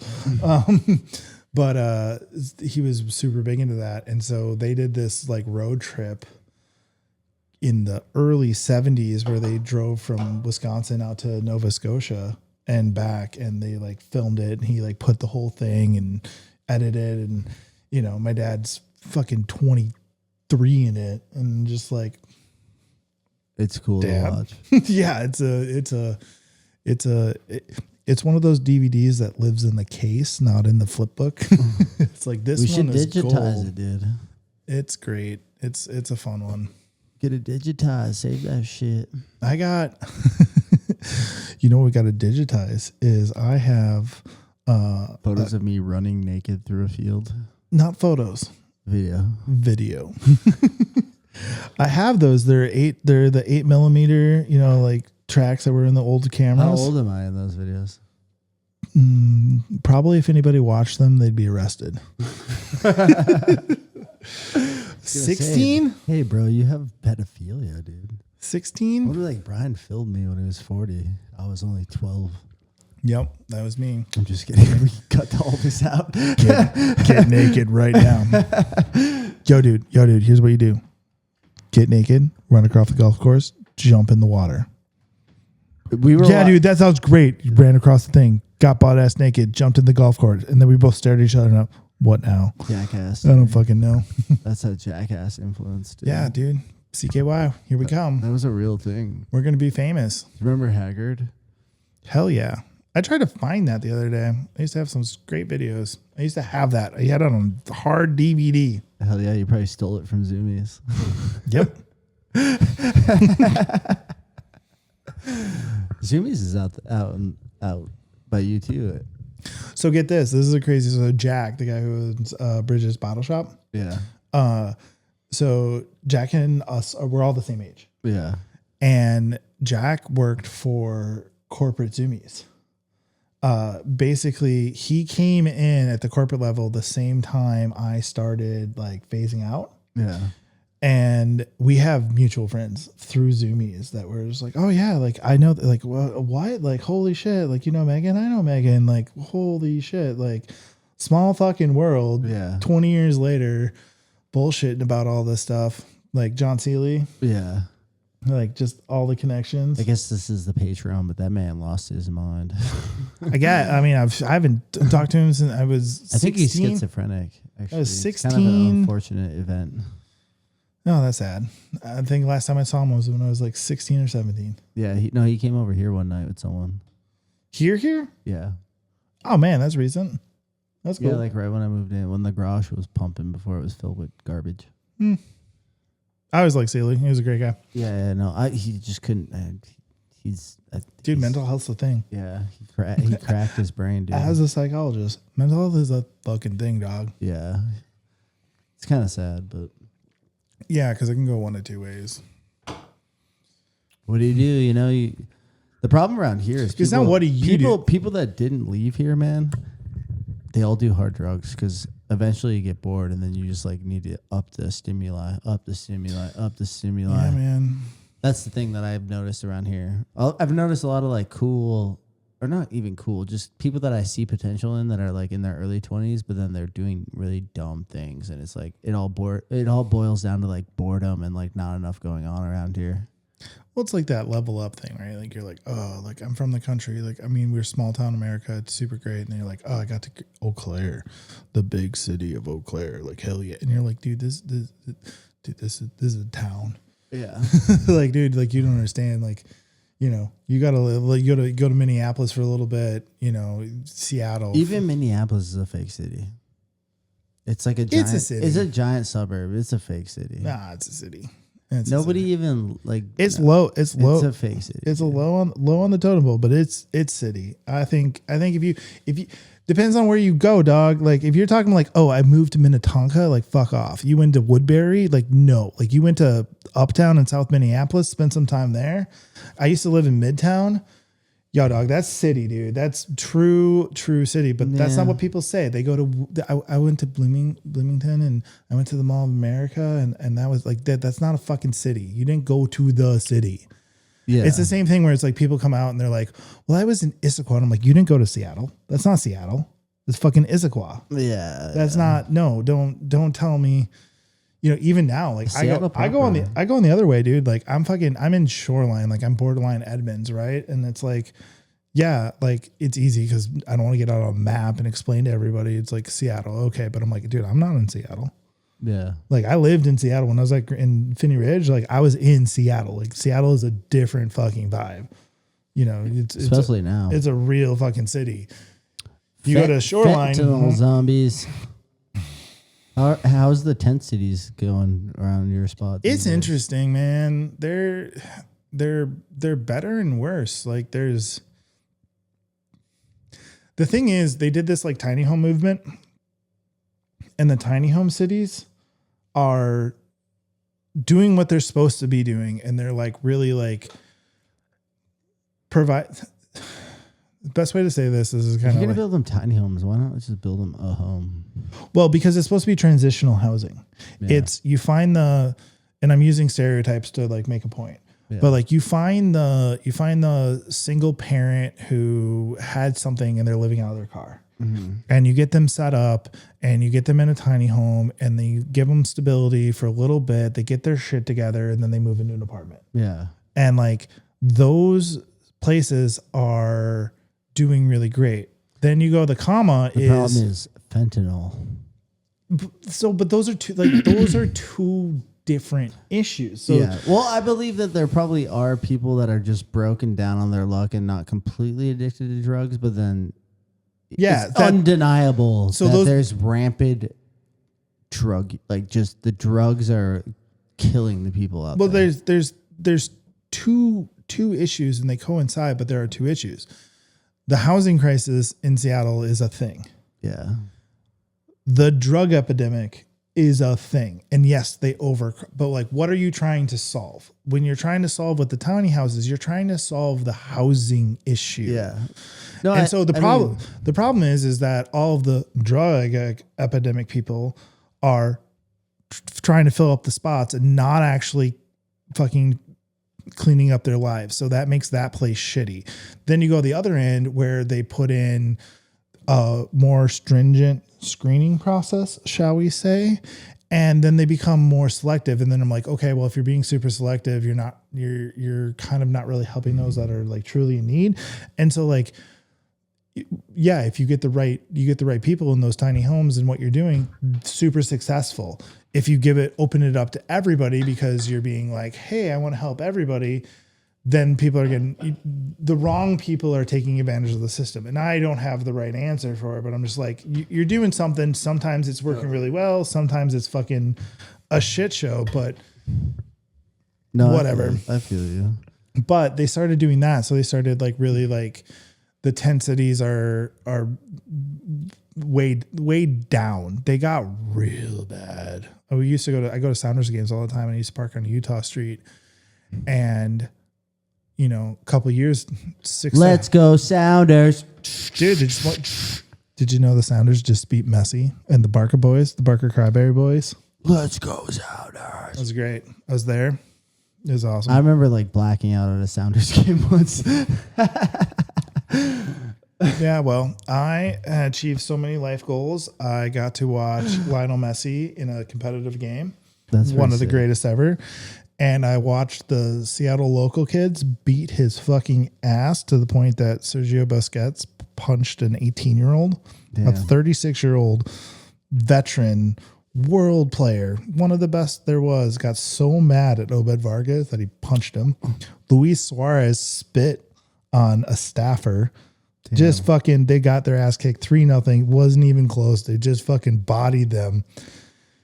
And yeah, I watched Lionel Messi cry while my team raised a trophy, and it was fucking awesome. Let's go Sounders. So Steph and I went, and I got tickets with Walter. And so Walter was like, do you guys want to go to the game? And I'm like, yeah, dude, I really want to go to the game. Like, it's going to be awesome. He's like, here's the tickets. Like, I'm like, oh, dude, so great. And I looked at him and I was like, dude, like, if you want to sell these, like, I understand, because they were going for like $600 for our tickets. And because it's Leo Messi and it's fucking Inter Miami in a final to raise a cup. And he's like, are you going to go? And I'm like, hell yeah, we're going to go. He's like, take the tickets. Because our tickets were like, we got them early and they're like $40. Yeah. And I was like, $40, and they're selling for $600 a piece. Like, but I really want to go. And we went, and it was fucking insane. Worth it. That's so sick. So worth it. So great. So fun. That's a core memory Steph and I will have forever. Like, just going to raising a trophy, fucking when they scored, beers flying. This is one of the greatest things ever. I know you're not a super huge soccer nerd, but go with me. I love soccer though. This is just like kind of next level nerd shit. So we're playing Lionel Messi, considered the greatest of all time, blah, blah, blah. The national media hype, Lionel, blah, blah, blah. So our coach was like, well, they got Lionel Messi. Well, we have Paul Rothrock. Now, pause. Paul Rothrock is probably like 24, grew up from Capitol Hill, went through the academy. He's kind of moved around, but he's like a local kid. Yeah. So then it came out on the Sounder at Heart Discord, which is a Sounders podcast, their Discord community, was like, you know what they should do? They should offer anybody who trades in a Lionel Messi jersey gets a Paul Rothrock jersey. And the Sounders were like, that's a good idea. So they fucking ran the promotion that if you brought in a Lionel Messi jersey, they would give you the local kid's jersey. Fucking sold out of the Paul Rothrock jerseys. Damn, that's sick, dude. Paul Rothrock winds up getting the game-winning goal. Really? Fucking scripted. Epic. I don't know, but like fucking just seals the deal. So you got all these kids and all, Scripted. That's funny you mentioned that. all the you couldn't have scripted. It was You can't really script you can't do sports like that. You can't but do soccer like that, at least. You can't do that when the guys on the other end of the pitch don't give a fuck. Yeah. Lionel Messi does not give a fuck about Paul Rothrock. He's got But I feel like by the time he got to where he's playing Seattle, he already doesn't give a fuck, dude. no, all he cares about is winning. Like Yeah. that's I mean Remember the David Beckham cam? do you know who owns Inter Miami? No. When David Beckham came into the league in 2012 or whatever, Yeah. part of his contract coming to MLS is that he gets an expansion team for free. Oh. Years later, Inter Miami is formed. And the reason Lionel Messi is playing is because Lionel Messi, David Beckham called him up and said, come to MLS, come play for my team, and we'll sign any of your friends that you want. So, Sergio Busquets, Luis Suarez, Jordi Alba. So all these like guys that Lionel Messi played with in Barcelona are on Inter Miami. Rodrigo de Paul just came over, like, That's crazy. and they're on contracts. I That, didn't know this. they're on contracts that you kind of look at them and you're like, no, you're there because you want to play with your boy. Like they already made billions. Yeah. You know, they already made That's money. what I meant about Messi. Even I was like, oh, he's Yeah. just fucking about anyways. Yeah, but what he wants. Isn't he getting, or maybe I'm thinking of, My favorite thing. Yeah, So but this isn't so the best part. So we talk about the crash out, right? Like I can nerd out about soccer so much. You talk about the crash out. So Sergio Busquets like fucking punches Obed Vargas. Lionel Messi or not Luis Suarez winds up spitting on one of the technical staff because there's this huge brawl at the end of the game.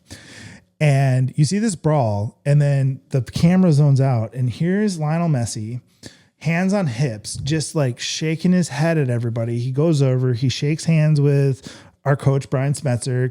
Like the reason why he's the GOAT is he just got his ass kicked and he like chinned up, went around, shook everybody's hand and like didn't throw a fucking fit. And then you look over here and everybody else is fucking throwing a fit.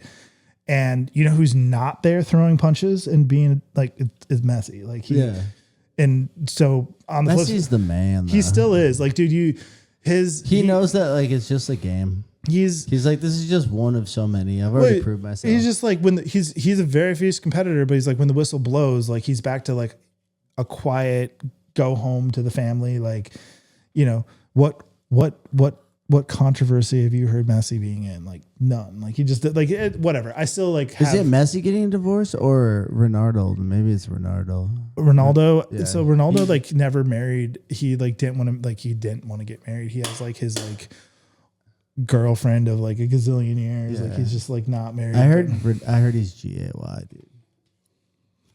And man likes his body a lot. And you know, I am kind of I come from that. My old boss used to date a very powerful Italian. Well, Harvey Weinstein. And from what I understand, yeah, he's kind of a finger in the booty type boy. Wouldn't surprise me. Nothing wrong with that. You don't like it? Well, Never been there. lies. No, that's really interesting though. I didn't know that about that whole team. No, dude. See, that was crazy. So then the comma, wrapping it up real quick. So it was a Leagues Cup.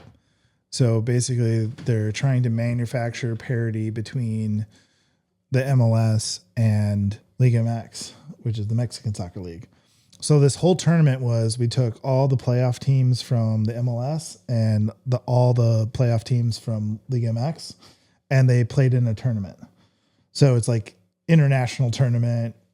Some people might call it a cash grab, but it was a fun tournament. And I was saying it was fun before we won. So I feel like I can say that.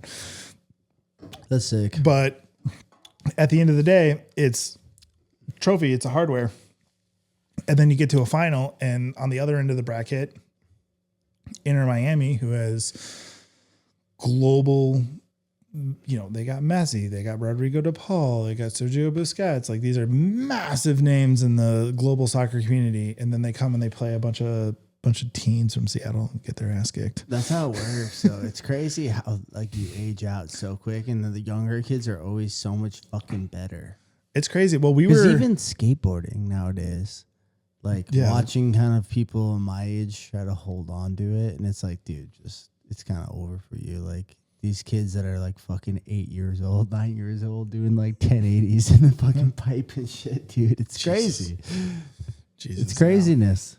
I see that with our fucking free ride team. There's kids that are just like shredding. Like, what the fuck? How? We got this kid Avery. Like Avery's gonna go pro, dude. He's posting shit of him doing. He's working on his cork 10s at Woodward right now. Like, is he? You know, I thought about this earlier. I wanted to talk to you about snowboard videos, but you know what? I decided that I need another hit of marijuana, so I'm not gonna take. Do you need to pee or anything? yes. Should we take a 2-second break? Yes. All right, we'll be right back. I'm a pro. Didn't you know? Fucking pro. I'm professional at an amateur level. We're back, dude. Let me get one more beer here. We got Bryan Parish in the house. Guys, if you made it this far, I just want to say thank you for watching. Thank you for either liking or subscribing, however you're finding this content. Thank you for at least listening. It's a new journey that I'm on, but I appreciate all of you. Is it new? It's kind of a new journey. I guess. Relativism. Oh, I've been doing photography for like 20 years, but I've been podcasting for like half a year. Now I'm in the motion pictures. You know what I mean? Yes. Sitting on something, a Zen case or something. It's fucking me up, dude. Oh, you got a hockey puck in your back pocket? Oh, yep. Dude, I fucking love Zins. You gonna toss the puck around? I guess. If you like tea bags in your mouth. You get used to it, dude. Yeah, that's what they Then say. you just want that sweet, sweet drip. That's what they say about everything. Anyways, cheers, brother. Thank you so much for coming Cheers. on to the podcast. I've been wanting you on here. You've been such an influential figure in my life. You know, I would have been homeless without you. a few times. Probably. Probably. Nah, you I would've wouldn't lived- have done my first book without you. Yeah, that book. Yeah, the book, dude. It's a big book. I know. It's a tome. I was going to order some copies of it so I can hand them out in LA. Hand them out. So expensive to hand out, but Throw off the building, kill somebody. it's kind of worth it. Although it's too edgy for around here, I'm very excited for going to LA and wrapping up 3 new books, dude. What do you think about that? Dad, I think that's ambitious. Get a couple flip books. Some stop motion. I want to do a book called Faces. I'm still waiting for that. I've heard about that one. Yeah. You're working on it. And then I haven't worked on it at all, but I've been collecting for it. And then my Polaroid book. And then another angle. I think those are the 3, dude. And then I'm just going to take the first quarter of the year kind of off shooting. It's kind of shitty weather and Yeah, that's just put out my books like right away. Like That's that's why I computer really time. want to go now, because then it's like if I can make it happen in the next month, and then I can just put out podcasts and like drip content out. But while I'm doing that, I can just focus on getting the books out. I think I want to start with the Polaroid book. It just feels like it's just calling me for some reason.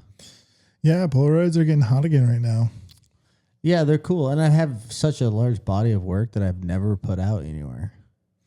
Yeah, organize, get it out there. Even the most of the Polaroids that I shot on my last trip, I shot like fucking 500 of them. I don't think I'd probably put 3 of them out. Yeah, well, that's what they say. An idea on the shelf is worth shit. I know. It's just so hard. The older I get, the harder it gets too. I feel like I'm trying to find the balance with all of that stuff. It's not as easy to just be like so aloof and like just want to shoot all the time. It always breaks down to like monetary shit nowadays. Yeah, and also like, you know, that high bar that you put on ourselves or whatever, and it's like, you know, nothing's ever going to be perfect.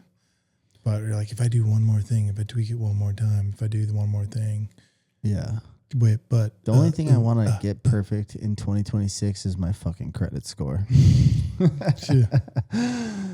I just want to get the pick 6 right. That'd be great. I'm ready. I'm ready to kind of go down that path of like kind of really tightening.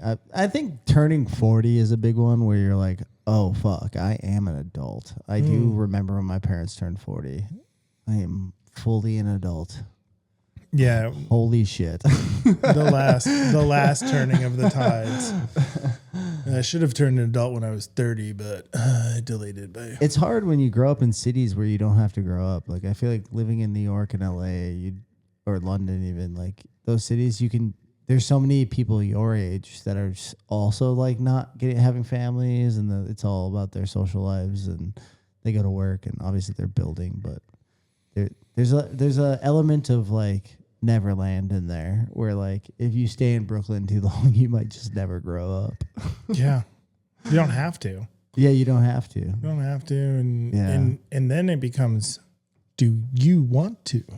And that's a big part. Like, what do you want? And you don't, if you're not thinking, if you're not even asking yourself that question, like, then fuck it. You know, you're like, whatever. Like, you know, I don't know what I'm doing on fucking Thursday, but I know what I want.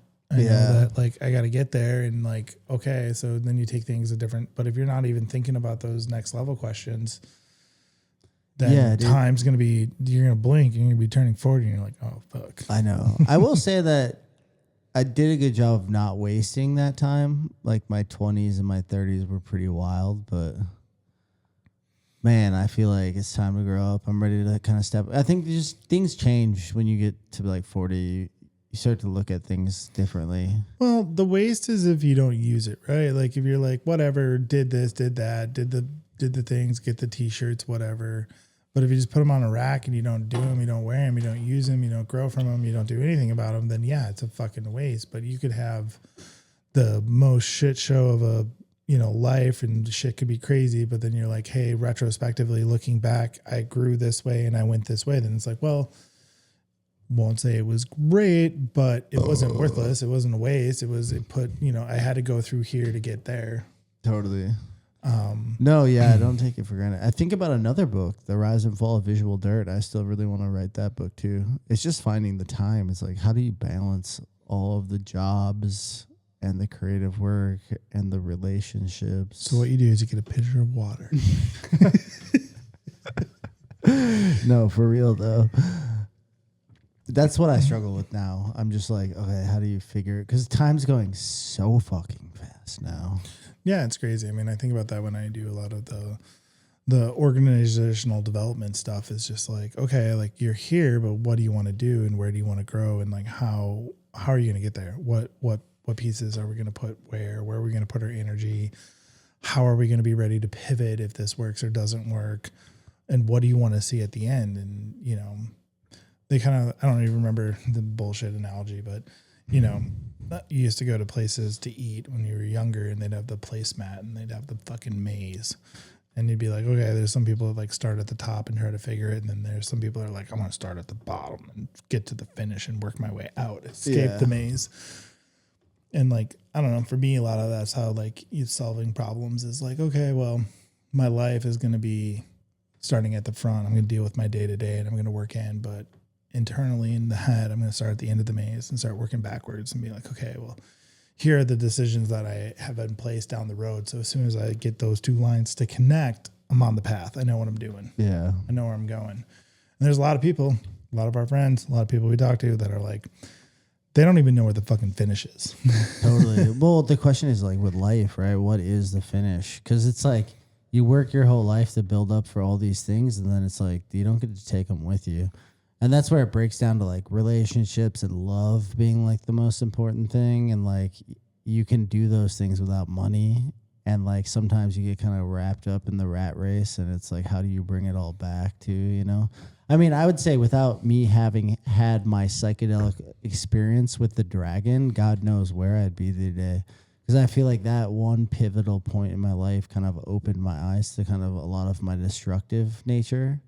And then once I kind of got a grasp of that, you can start to like fix your life. But if you don't open your eyes and you can't see like what you're doing that's super destructive in your life, it's like, how do you figure it out in time? But then also, I see a lot of people too, even my age, that chose a very different path, but they're so money driven, and it's like they don't. I feel like just they're to the point where they're turning off from like kind of the beauty of it all too. You know what I mean? Yeah, I mean that's one thing that we talk about too. Is like Was that too deep? Sorry, I'm so no, it's all great. But I was joking. One of my kids was talking to me, and he was like, as Brian likes to say, embrace the suck.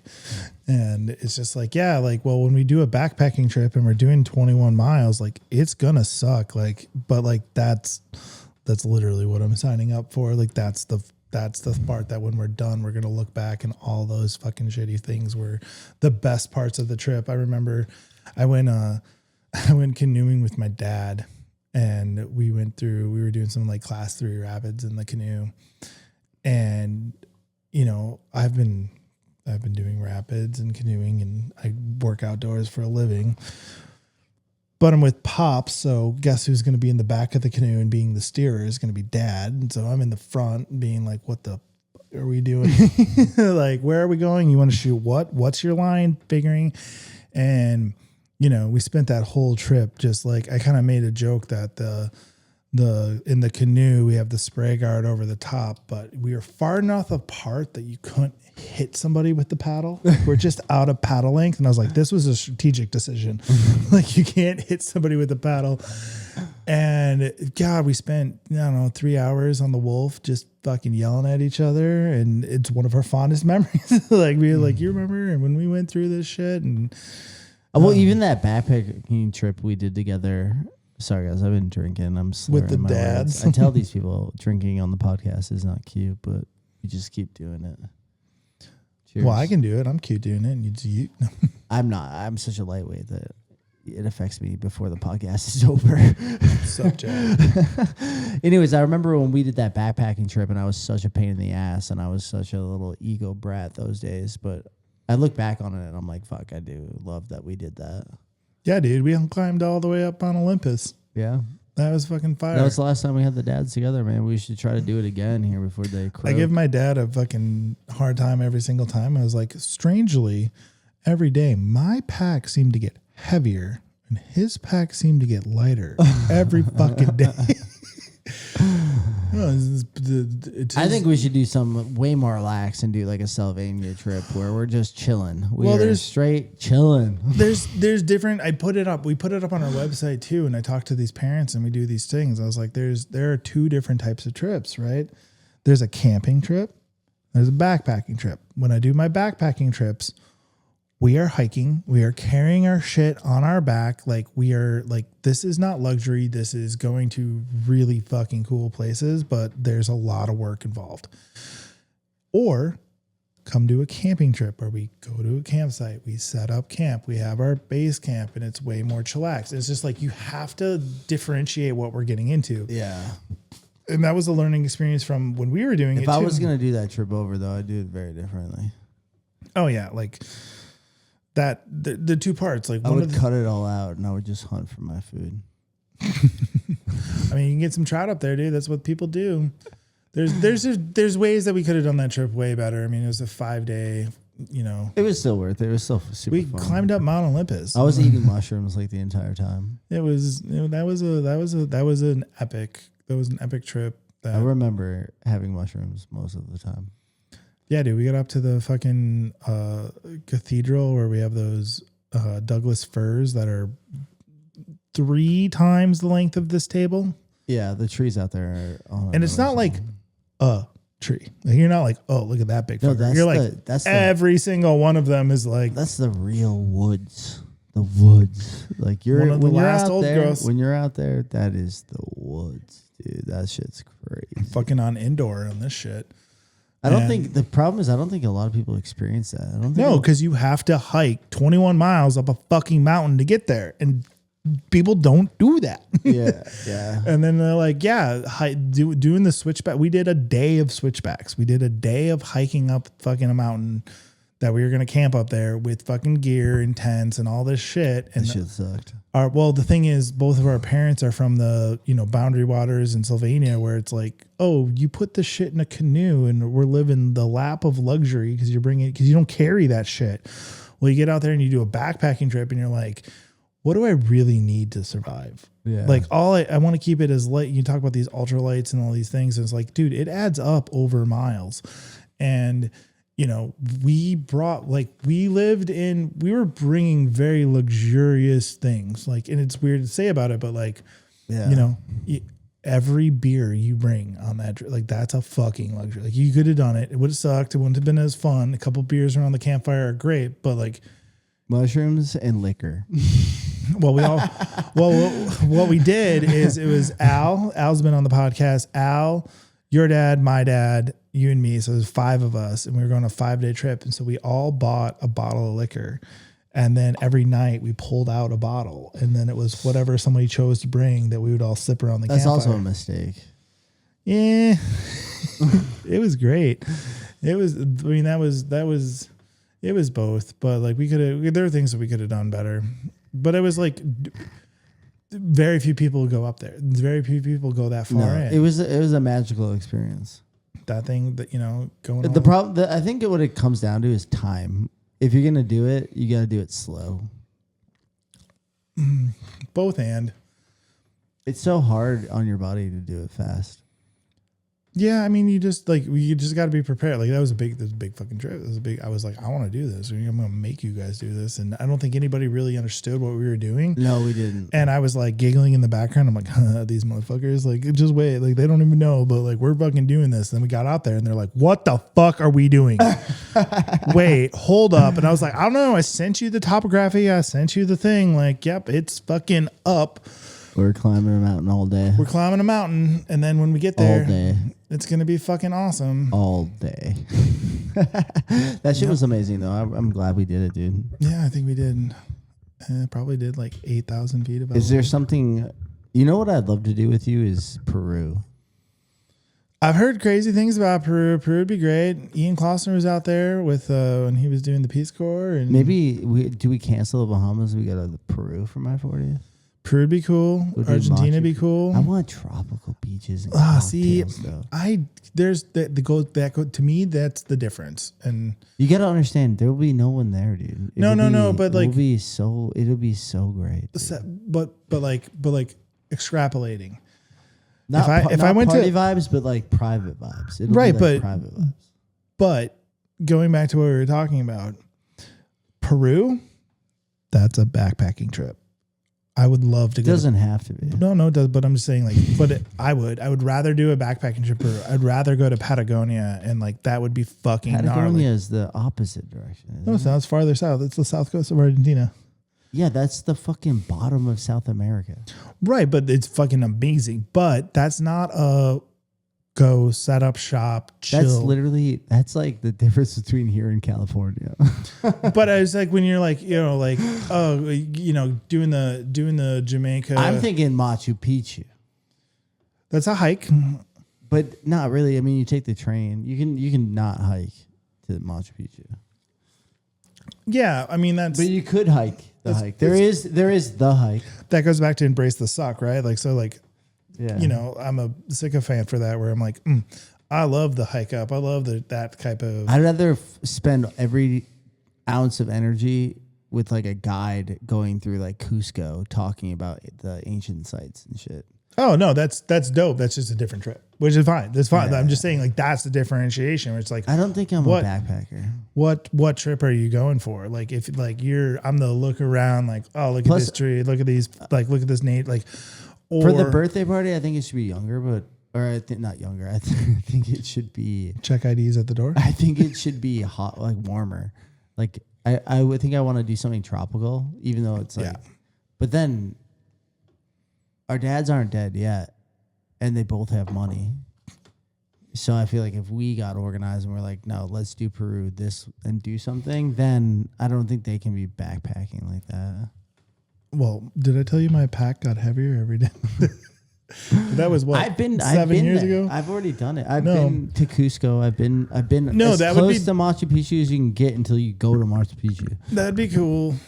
And once you're there, it's not even expensive. You know, Jeff's down, dude. Jeff's down. Like Jeff is my dad. We should call it out here. An hour and 50 minutes into the podcast. He wants to go, so he's. And then we should podcast with the dads at Machu Picchu. Ooh, that'd be cool. My dad, like, I don't think you could do that at Machu Picchu. You could do it in Cusco. He's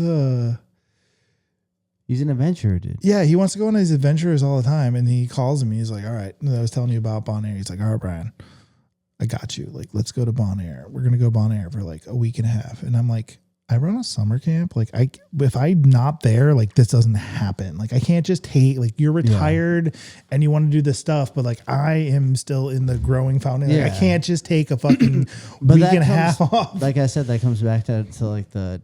And he's like, "Oh, we can't take this money with us, dude." Yeah, he's like, "Oh, I just really want to go." I'm getting scared. Our dads are gonna die soon. Yeah, well, what was it? It's like, I think my dad's like 76, 77. Yeah. And it's like, if he's like 90 and I see him once a year for the next 13 years and makes it to 90. So I'm going to see my dad 13 more times. That's what I mean, dude. Math. Ugh. I don't see my dad that even. I see him more now than ever, but not enough for living so close. Yeah, I mean, but you don't got to take that guy with a salted grain. Yeah, well, it's, for everyone, their parents, the same thing. Love it. I'm gonna go spend 3 days with dad right now. I don't know. I just think like planning it out 2 years ahead or something. Oh, you want to hear it great? Let's go to Machu Picchu. You want to hear it great for the Patreon story? Yeah, tell me. Oh my God. Give it to me. So I brought Jeff to Alpental. Nice. And dad used to be a skier and did all this stuff, but he hasn't done it in like 30 years. And he was like, talking all this smack, and he came out maybe 4 years ago, and I was working at Central, and he came out and only West was open because it was very, very early in the season, and only West was open. And so I got him, I got him all hooked up. I got all the hookups, all the things. So my dad was skiing like every day, but he's at West, and West is a fucking, it's a fucking pasture, just chill. So he had a great fucking time. Well, now I'm at Alpental. I'm doing this stuff. And I was like, "Oh, we're going to go do mountains." And to be fair, I think we got like 10 inches of fresh when we came up. So it's snowing, it's pretty deep, and I got my buddy Jack and Riley are coming, and I have this thing that I do out there. I call it boarding with the boys, and I get my That's a cool podcast name. I get my boys to come out, and because I run the place. It's great. Boarding with the boys. So I got on my buddies, and we come out and we do boarding with the boys. So we're gonna have a couple beers and go riding because I do coming on my day off. It's like I work up at the mountain all the time. Whenever we might have to cut this out, but you should totally fucking try to get that name. If you can get that name, then you do like a monthly podcast with the mountain, and then you just film like clips with someone that you're gonna interview. I should look at that. Get bored in the boys. We'll get the Instagram. And then every month you just feature like a new writer. Yeah, we just go through. Boarding with the boys, dude. Yeah, boarding with the boys. So that's what we do. So anyway, dude, that's a great name. I have coming back in. Can't tell them all our secret ideas. So I get Jeff there, or my dad, and we're going. We got like 10 inches of fresh, and like we're going up Alpental, and during the week, I'm going to use the things not explained for everybody, but you'll know. During the week, we don't run Cecil or St. Bernard. It's just Armstrong and Chair 2. Sure. And so I get my dad, and we're going up fucking Armstrong, and he, you can't really tell that second drop because it's like the hump and then it goes and then it correct. So you can't really tell what's going on. So we're going up and we're getting up on the thing, and we go over the first like crest on the thing, and my dad's like, "Oh." And I was like, it's what? Like my dad. Do you remember my dad? Yeah. So I was like, what? Well, your dad went down international. We're talking Cascade Traverse. So I go, granted, the apology that I will say is we have 10 inches of fresh snow, and it's soft out there. It's the slush maker. Like we don't have we don't have Colorado blower snow. It's fucking wet and heavy, but we go sometimes. Well, this time for sure is Cascade Concrete, and we're going up there. And so I'm going, and I get my dad, and we're going across the Cascade Traverse, which is not a natural trail. It's something that we like cut into the mountain to cut across the lower face. And my dad's going in there, and this is a couple years later, and there's a subsequent part to the story. We'll follow it up later. So my dad's going, he's just not feeling it, right? He's not feeling it great. So we're going and we go across the Cascade Reverse and he's having a real fucking hard time, like turning or whatever. And like Jack and Riley and I we're in 10 inches of powder and we have the resort to ourselves. Like we're fucking loving life and he's having a fucking struggle. And we get to the bottom where it cuts across and it drops on the lower eye. And he's going and he like takes this like turn and like he takes a little bit of a spill, but you know, it's a little thing. He's like, I'm fucking done. And I'm like, we just came across the hardest part. At this point, we're on the top of lower eye going into Cecil. It's just a solid, like, it's just a chill blue the rest of the way. Yeah. And he's like, I'm fucking done. And I'm like, well, what does that mean? He's like, I'm done. And I'm like, well, you're not fucking walking. And I was like, you have two options. You can either ski down or I'm calling ski patrol. 5 minutes later, I called ski patrol. And they came and I had them load up and like, there's no, you know, I know the guys and like they gave them a little bit of shit too, but like part of it's like, you know, they go through there's an order of operations that you do when you do a rescue. Like once you pull this string, like this is what you're in for. So we gotta take them off, put them in the sled, wrap them up, secure, put the like straps on. Dad's fucking like this, fucking. You should have shot some photos of Oh, I do. I do. And well, so we this comes full circle. So I'm surprised Jeff gave up like that. it was Cascade Concrete. So subsequent part of the story, right? So Dad was like not having it. He was just like, nope, I'm done. I don't. Was he scared for his life or what? He was scared for his knee. Was he? He was scared for his knee. He didn't feel confident. He did all things. So we get down to the bottom. He's like, I'm gonna And bust my fucking knee open. Yeah. Well, so we get down to the bottom. He's embarrassed. He feels like, you know, like he feels like a failure. Didn't need to go through all that. He's just like I could have rode down. I could have just done it. I could have done it. So anyway, so we get, you know, so anyway, I took him up to hang out with Mark and Peyton. Shout out Peyton. Fucking love him. Up at the Alpental bar. Dude, Peyton's the shit. Anyway, so I dropped off my dad at Peyton, like daycare. I was like, Dad, you go to the bar with Peyton. Riley and Jack and I, we're going to go rip it up a little bit. So we come back down. My dad's like leaves the bar to like either go to the bathroom or something. And like Peyton's like, so your dad's a curler? Because he just told me the history of fucking curling. It was great. So anyway, so we talk about, so then I talked to my dad. I'm like, hey, like he's really down on himself, right? He's like, you know, he came out, he sees me running this place and he wants to, and then he just got medevaced off. And then he's just like, whatever. And I was like, hey, like you got to respect the like, hey, you said you were done. You don't want to get hurt. Like totally fine.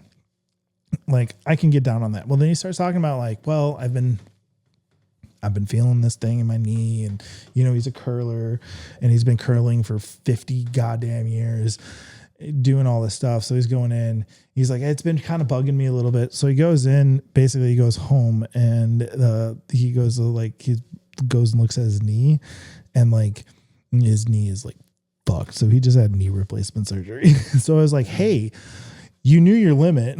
You said, no, I don't want to get hurt. Like better to take the sled down when you're laughing about it than fucking needing it and really fucking your knee up. So anyway, he got his knee replaced after that. And now he's like, I'm going to come back and I'm going to beat the mountain. I'm like, okay. Well, it's funny because we took my dad up and that was like one of the first times in my life where like the role reversal happened, like where I felt like I was parenting my father, trying to get him down that mountain. Well, that was so mad. I was so mad about that. I was so mad. So your dad had been running all day and he'd been skiing and we were on the lower mountain and we were getting ready to go to the upper mountain. And the whole fucking point of us going up there was to take a goddamn picture together. I know. He got scared and just ran off. And we got all the way up there and we were kind of like, you know, running around, chickens with their head cut off. And everyone's looking at the view. Oh my God. And I was like, all right, guys, like, let's go over here and let's take a photo. Like we're trying to go. And then all of a sudden your dad was like, whatever, guys, I'm going. And he fucking just like turns and like starts going to the, it's a legit double black like entrance and he's going.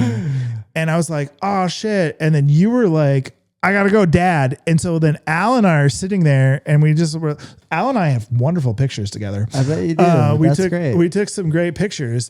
So then You should send me one. I'd love it. so then Al and I go, and Al's following me because he's never really been there. So Al and I go, and we drop into Upper International, and it's a Coyer, it's a double black.